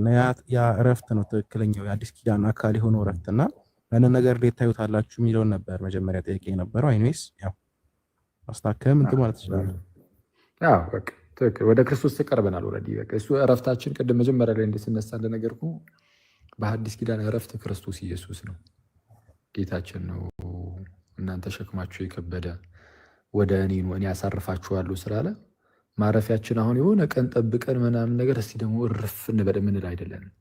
ጌታችን መጥቶ ነው እርፍ ያልነው። ስለዛ ጌታችን ስላሳረፈን ሰንበታችን ክርስቶስ ነው እና አክቹዋሊ አሁን ጌታችን ዕረፍታችን ነው እንዳልኩ። ከዛን ኮንሱሜሽን ደግሞ አለ ብያለሁ። አሁን በዚህ በምድር ላይ እስከኖርን ድረስ ምንም እንኳን በክርስቶስ አርፈን በመንግስቱ ያለን ቢሆንም ግን ደግሞ ተጋድሎ ግን ስቲል አለ፣ የመንፈሳዊ ህይወት ተጋድሎ አለ። ስለዛ ተጋድሎ ይኖርና መጨረሻ ላይ ክርስቶስ ይመጣል፣ እኛም እንሄዳለን ምናምን። ያኔ የሁሉም ነገር እንትን ይላልና የመጨረሻው ዕረፍትም እሱም ከዛ አንጻርም ዕረፍቱ ያ ነው ተብሎ መጠራት ይችላል ነው። ዋናው ግን ስፒሪቹዋሊ ማየት አለብን፣ በስጋዊ አይደለም። ለምሳሌ ብዙ ጊዜ በአዲስ ኪዳን በስጋዊ ማየት የለብንም፣ በመንፈሳዊ ነው የምናየው ነው። አዎ እሱን ነገር አሁን ጥያቄ እንድፈጠር ያደረገኝ ያው ደጋግሜ ስለጠየቅኩ ሶሪ፣ ግን ምንድነው እንትን እንዳደረገኝ አይታችሁ ከሆነ ጦርነትም ላይ ከሆነ እንደዚህ ያው ቸርች ሂስትሪ ላይ ማለት ነው አብዛኛው ጊዜ ሰንበትን ጠብቀው ነበረ እንደዚህ የሚያጠቋቸው ማለት ነው። ኢቨን ኢትዮጵያ ውስጥም ይሄ ታሪክ አለ አይደል? የአድዋ ጦርነት ላይ ነው ሆም ተብሎ በሰንበት እንዲደረግ የተባለው። ህዝቡ ሰንበት ላይ እንዴት ነው ስራ ይሰራም፣ ከብዙ ነገሮች ይቆጠባል ምናምን። ልክ ነው በመንፈሳዊ ሁኔታ ጀስት ያለውን የስራ ሁኔታ እንትን ለማለት ነው። እና አብዛኛው ጊዜ የነበሩት ጦርነቶችም ኢቨን ምንድነው ክሩሴዶችም ላይ ምናምን ከዚህ ጋር የተያዙ ናቸውና ከስራ ጋር የተያዙ ናቸው፣ ከአካላዊ ስራ ጋር የተያዙ ናቸውና እሱ ነገር ነው በአንድ በኩል አንተ እንዳልከው ነውና በአንድ በኩል ግን የስራ ኮንሰፕት ስቲል ትንሽ ቬክስ ሆነብኝ ነው ደግሜ እየጠየኩ ያለው። አዎ እንዳልኩ ነው። ይሄ ስራን ሰራ ምናምን ከተባለ በመንፈሳዊ ነገር ለማሳለፍ የተራቡ ምንድነው የታሰሩ ሰዎችን በመጠየቅ የታመሙ ሰዎችን በመጠየቅ ውስጥ እንድታሳልፍ ምናምን መንፈሳዊ ነገርን በማድረግ ምናምን እንድታሳልፍ እሱን በማሰብ ነው። እንደዚህ ነገሮች ላይ ኢንቮልቭ የማታደርግ ከሆነ ግን እንዳልኩ ስራ ልትሰራ ትችላለህ ነው። ቢያንስ እሁድን ግን ግዴታ ነው ማለት በጸሎት ምናምን ማሳለፍ ማለት ቤተክርስቲያን መጥተህ በማህበር ጸሎት በዚህ በቅዳሴው ምናምን ማሳለፍ እሱ አማራጭ አይደለም፣ ግዴታ ነው። ያው አሁን ሰው ተሳንፎ ነው እንጂ ቅዳሴ ግዴታ ነው። የሆነ እንትን የሚል አይደለም፣ ግዴታ ነው። የክርስቲያን ሰንበት ላይ ግዴታ ሁሉም ሰው ተገኝቶ ማስቀደስ ምናምን አለበት እና እንደዛ ነው። ያ ከዛ አንጻር ነው። እሺ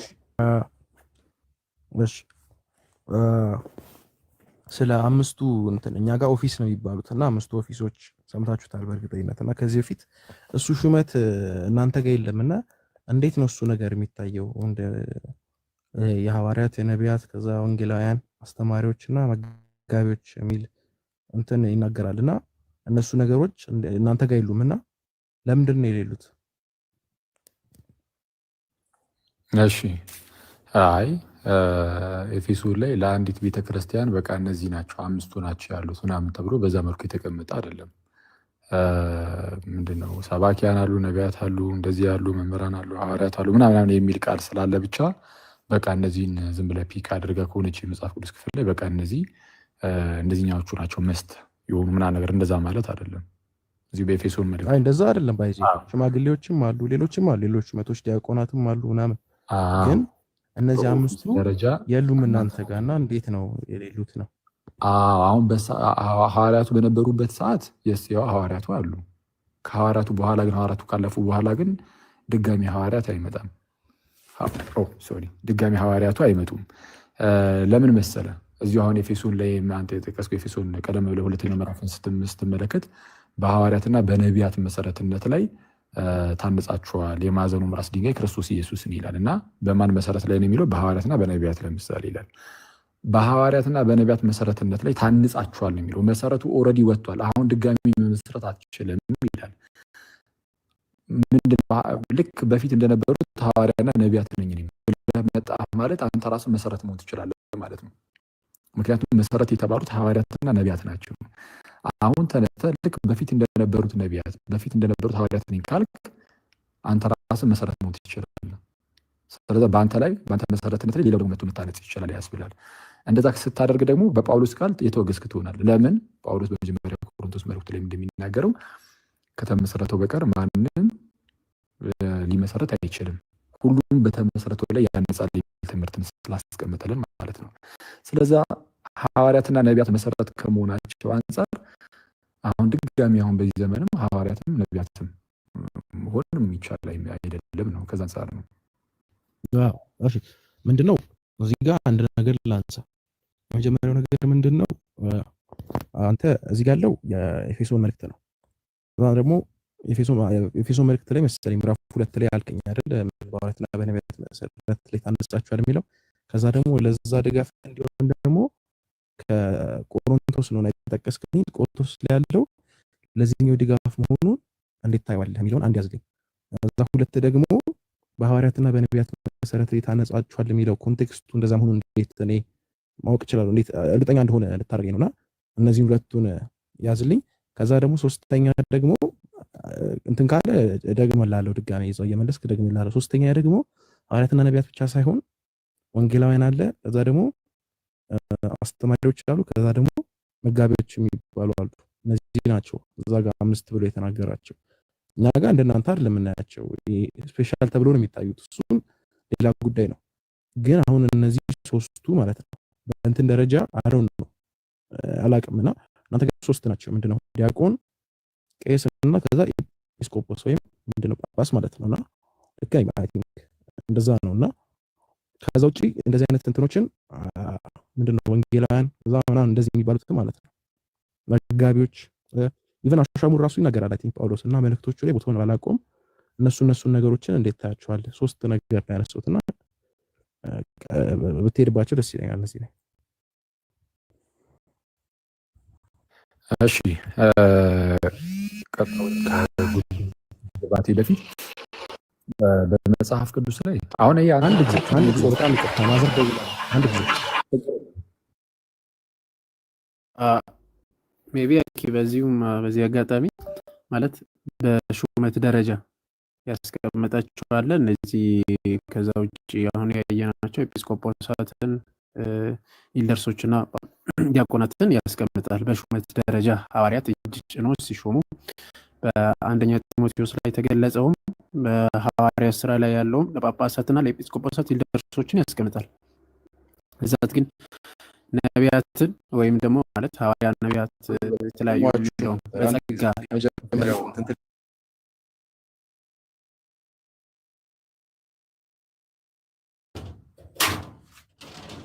አሽና ነቢያት ተረድተኛ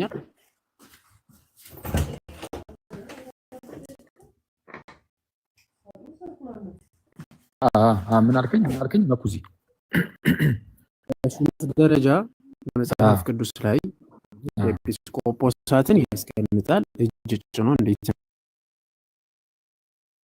ጭምር ፕሪስትን ማለት ነው ካህናትን ያስቀምጣል። 3ቱንም እናገኛለን መጽሐፍ ቅዱስ ላይ። ግን ከጸጋ ማለት ቤተክርስቲያን ውስጥ እንደ ጸጋ ትንቢትን በመናገር ሊሆን ይችላል፣ በተለያየ ከሚሰጠው ውጪ በሹመት ደረጃ ሐዋርያን ወይም ደግሞ ነብይነ ወይም ደግሞ ጀስት የሆነ እንትን ተብሎ በሹመት ደረጃ የተሰጠ አለ ወይ በሚለው ጋር አያይዘህ ብታነሳለት መልካም ነው። ቢኮዝ 3ቱን ነው የሚያስቀምጠው መጽሐፍ ቅዱስ ውስጥ የምናገኘው 3ቱ ሹመት ስለሆነ ማለት ነው። በሹመት ደረጃ ሂድበት በዛው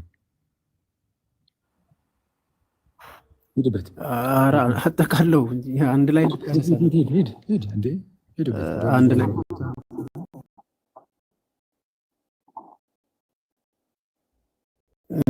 እሺ ይሰማል ወንድሜ አለ ተመልሰሃል?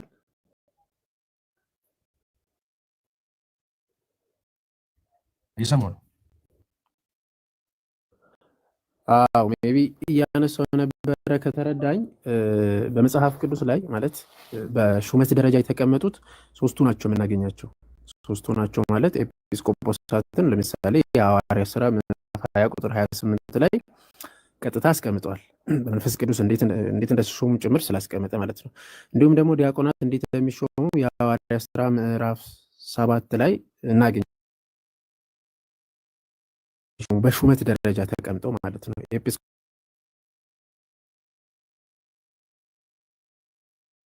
ካነበብከው ቃል በቃል ምን መሆን እንዳለበትና ሹመቱንም ጭምር ያስቀምጣል ቅዱስ ጳውሎስም ማለት ነው።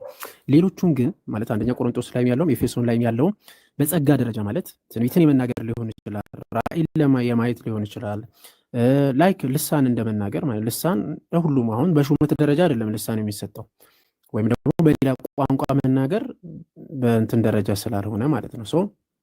ከዛ አንጻር ምን እያልኩ ነው? በሹመት ደረጃ እጅ ተጭኖ የሚሾም አላገኘንም፣ በመጽሐፍ ቅዱስ ውስጥ የለም። ግን ሌሎቹ ተቀምጧል ባይ ሚንስ ሶስቱ ኢልደርስ ጳጳሳትና እንዲሁም ደግሞ ዲያቆናት እጅ ተጭኖ እንደሚሾሙ መጽሐፍ ቅዱስ ውስጥ አግኝተናል።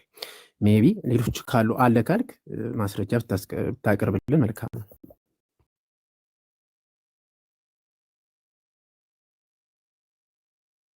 አሩ ነው የሌሎቹን እኔ እንጃ፣ ግን እረኞች ብሎ ይናገራል። አሁን ለምሳሌ እረኛ ማለት በእኛ መጋቢ ማለት ነውና ስለ እረኞች ምንድን ነው እናንተን እንትን አድርጎ ለሾመ እረኞች አድርጎ ለሾመ ለእናንተና ለመንጋው ተጠንቀቁ፣ ወደፊት ለመንጋው የማይራሩ እንትኖች ይመጣሉና እያለ ይናገራል። ይቅርታና በጣም አሮን ይሄን እንትን አሳየኝ። ምንድን ነው ነገሩ?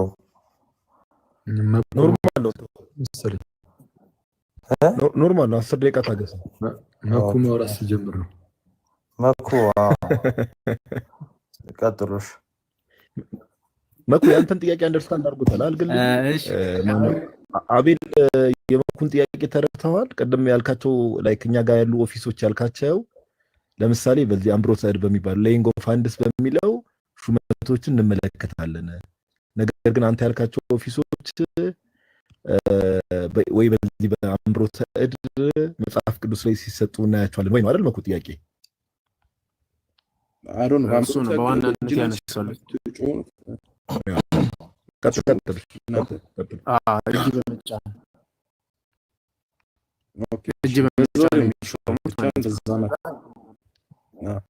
ራሱ ቅድም ያነሳ የሐዋርያት ሥራ ምዕራፍ 20 ቁጥር 27 ላይ ያለው 28 ላይ በገዛ ደግሞ የዋጃትን የእግዚአብሔርን ቤተክርስቲያን ትጠብቋት ዘንድ መንፈስ ቅዱስ እናንተን ጳጳሳት አድርጎ ለሾመባት ለመንጋው ሁሉና ለራሳችሁ ተጠንቀቁ ተብሎ የተገለጸ። አሁን ጳጳሳት እረኞች ናቸው። በነገራችን ላይ ቤተክርስቲያን ውስጥ እረኛ ተብሎ የሚጠሩት ጳጳሳት ናቸው። ስለዚህ በመጋቢነት ሜቢ ልታቅ ትችላል። ጳጳሳት ብሎ ነው ቃል በቃል መጽሐፍ ቅዱስ የሚያስቀምጠው። እዚህ ብቻ ላይ ሳይሆን አንደኛ ጢሞቴዎስን ላንብብልህ አንዴ።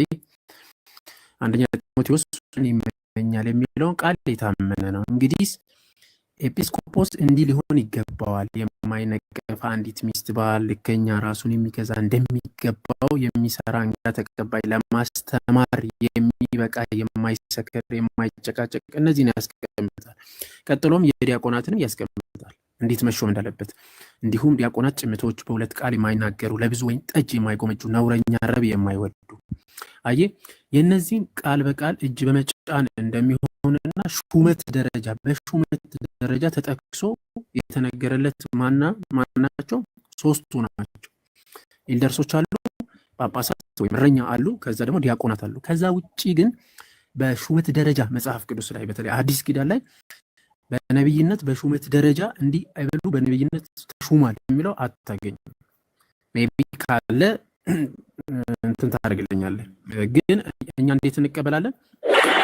እንደ ጸጋ ስጦታ እንቀበላለን። የጸጋ ስጦታ ለምሳሌ ልሳን እንደምናገር ሌላ ነብይት ራእይ ማየትን በቃ ይሰጠዋል በመንፈስ ቅዱስ ከጸጋ የተነሳ። ከዛ ውጪ ግን በሹመት ደረጃ እጅ ተጭኖበት ሐዋርያት የሚሾሙበት እንደዛ አይነት አናገኝም። ለለይ ከተረዳኝ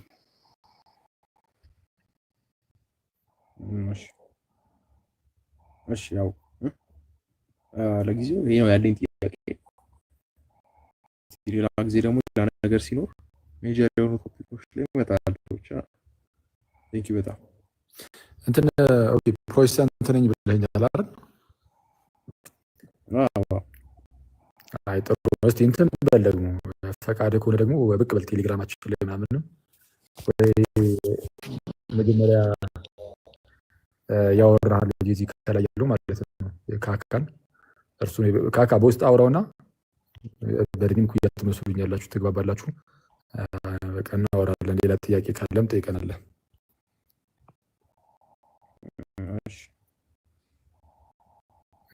እሺ ወንድሜ እሺ።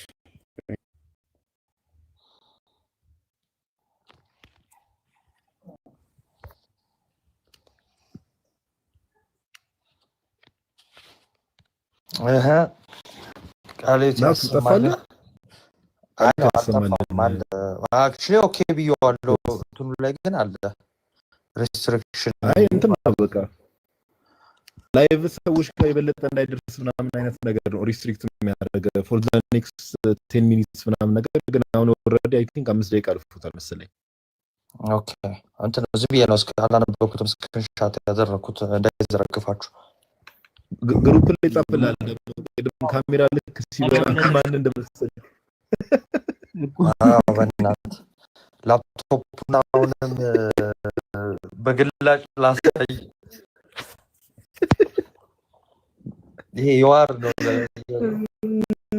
እኔ መጀመሪያ አውሬ ምናምን የገባ መስሎኝ አውሬ ገብቷል ስል ኧረ ዋሂድ ነው የገባው። ኧረ ነኮራ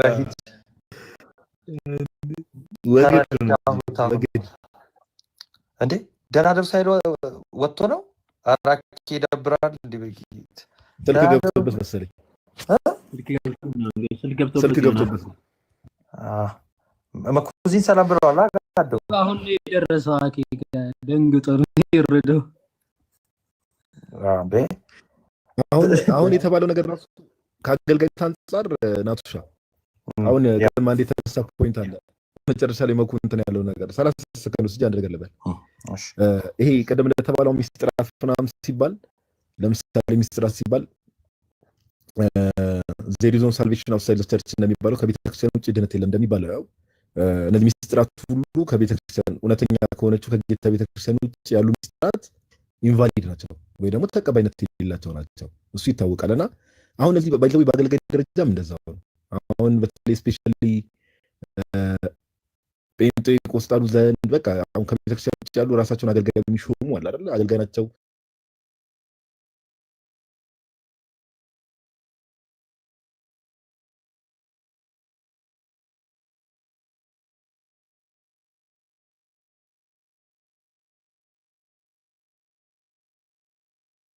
ጥያቄ ምልክት ውስጥ የሚገባ ነው። ኦኬ እውነተኛ ከሆነው ከሐዋርያት ትምህርት ጋር ማለት ሁለቱ አንድ ላይ ተያይዙና ለምሳሌ አንዳንድ ሰዎች ኢቨን አሁን ቀደም ሉተራኖችን አንስተናቸው ነበርና ሉተራኖች ለምሳሌ ቄስ ምናምን አላቸው። ኢቨን ያው እንግዲህ የእምነት መግለጫዎቻቸውን ብትመለከቱ ለምሳሌ ለቄሶች ምናምን እየሄዱ እነሳቸውን ኃጢአታቸውን ይናዘዛሉ ምናምን። ነገር ግን እነዚህም ሁሉ ነገሮች እንትን ስላሉ የነዛ ቄሶች አውቶሪቲ ራሱ ቫሊድ ነው የሚል ቫሊድ ነው ወይስ ኢንቫሊድ ነው የሚል ጥያቄ ቢነሳ ቫሊድ ነው የሚሆነው። ለምን እውነተኛው የሆነው ቫሊድ የሆነው ፕሪስትሁድ ራሱ ያለው በጌታ ቤተክርስቲያን ብቻ ነው። ኦኬ ቫሊድ የሆነው ፕሪስትሁድ ያለው ቫሊድ የሆነ ስልጣነ ክህነት ያለው በጌታ ቤተክርስቲያን ውስጥ። ለምን ጌታ ምን አለ? አባቴ እንደላከኝ እኔ ላኳችሁ ብሎ ሐዋርያትን ሲነግራቸው እንመለከታለን። ሐዋርያት ደግሞ በዚህ አምብሮት የሚባለው ወይ ደግሞ ሌይንግ ኦፍ ሃንድስ በሚባለው ደግሞ ጳጳሳትን ሌሎች እነሱም ጳጳሳት ናቸው። ከነሱ በኋላ ደግሞ ቤተክርስቲያን እስካለ ፍጻሜ ስለምትኖር ሌሎች ጳጳሳትን ቅድም እንዳላችሁ ሲሾሙ ትመለከታላችሁ። እና ያ ነገር እስካለ ፍጻሜ ይቀጥላል። ኦኬ ከዛ ደግሞ ቫሊድ ሆኖ ያልቀጠለ ነገር ሰዓት ላይ ብቅ ያለ ነገር ከሆነ እግዚአብሔር የሚያውቀው እንደው ዝም ብሎ ሰዎች የሰሩ ስርዓት ነው የሚሆነው ማለት ነውና ከዛ አንጻር ነው የፈለገ ራሳችሁን ሐዋርያ ማለታችሁ ነብይ ማለታችሁ ምናምን አይደለም ትልቁ ጥያቄ። እሱ ባይተሰልፍ ራሱን ችሎ ሬድ ፍላግ ቢሆንም ነገር ግን የምር ቄስ ምንም ብትሆኑ ከእውነተኛ ከጌታ ቤተክርስቲያን ከሆነ አሁን በምድር የታሰረ ይሆናል የሚለው ነገር ራሱ አፕሊካብል አይሆንም ለእንደዚህ አይነት ሰዎች እና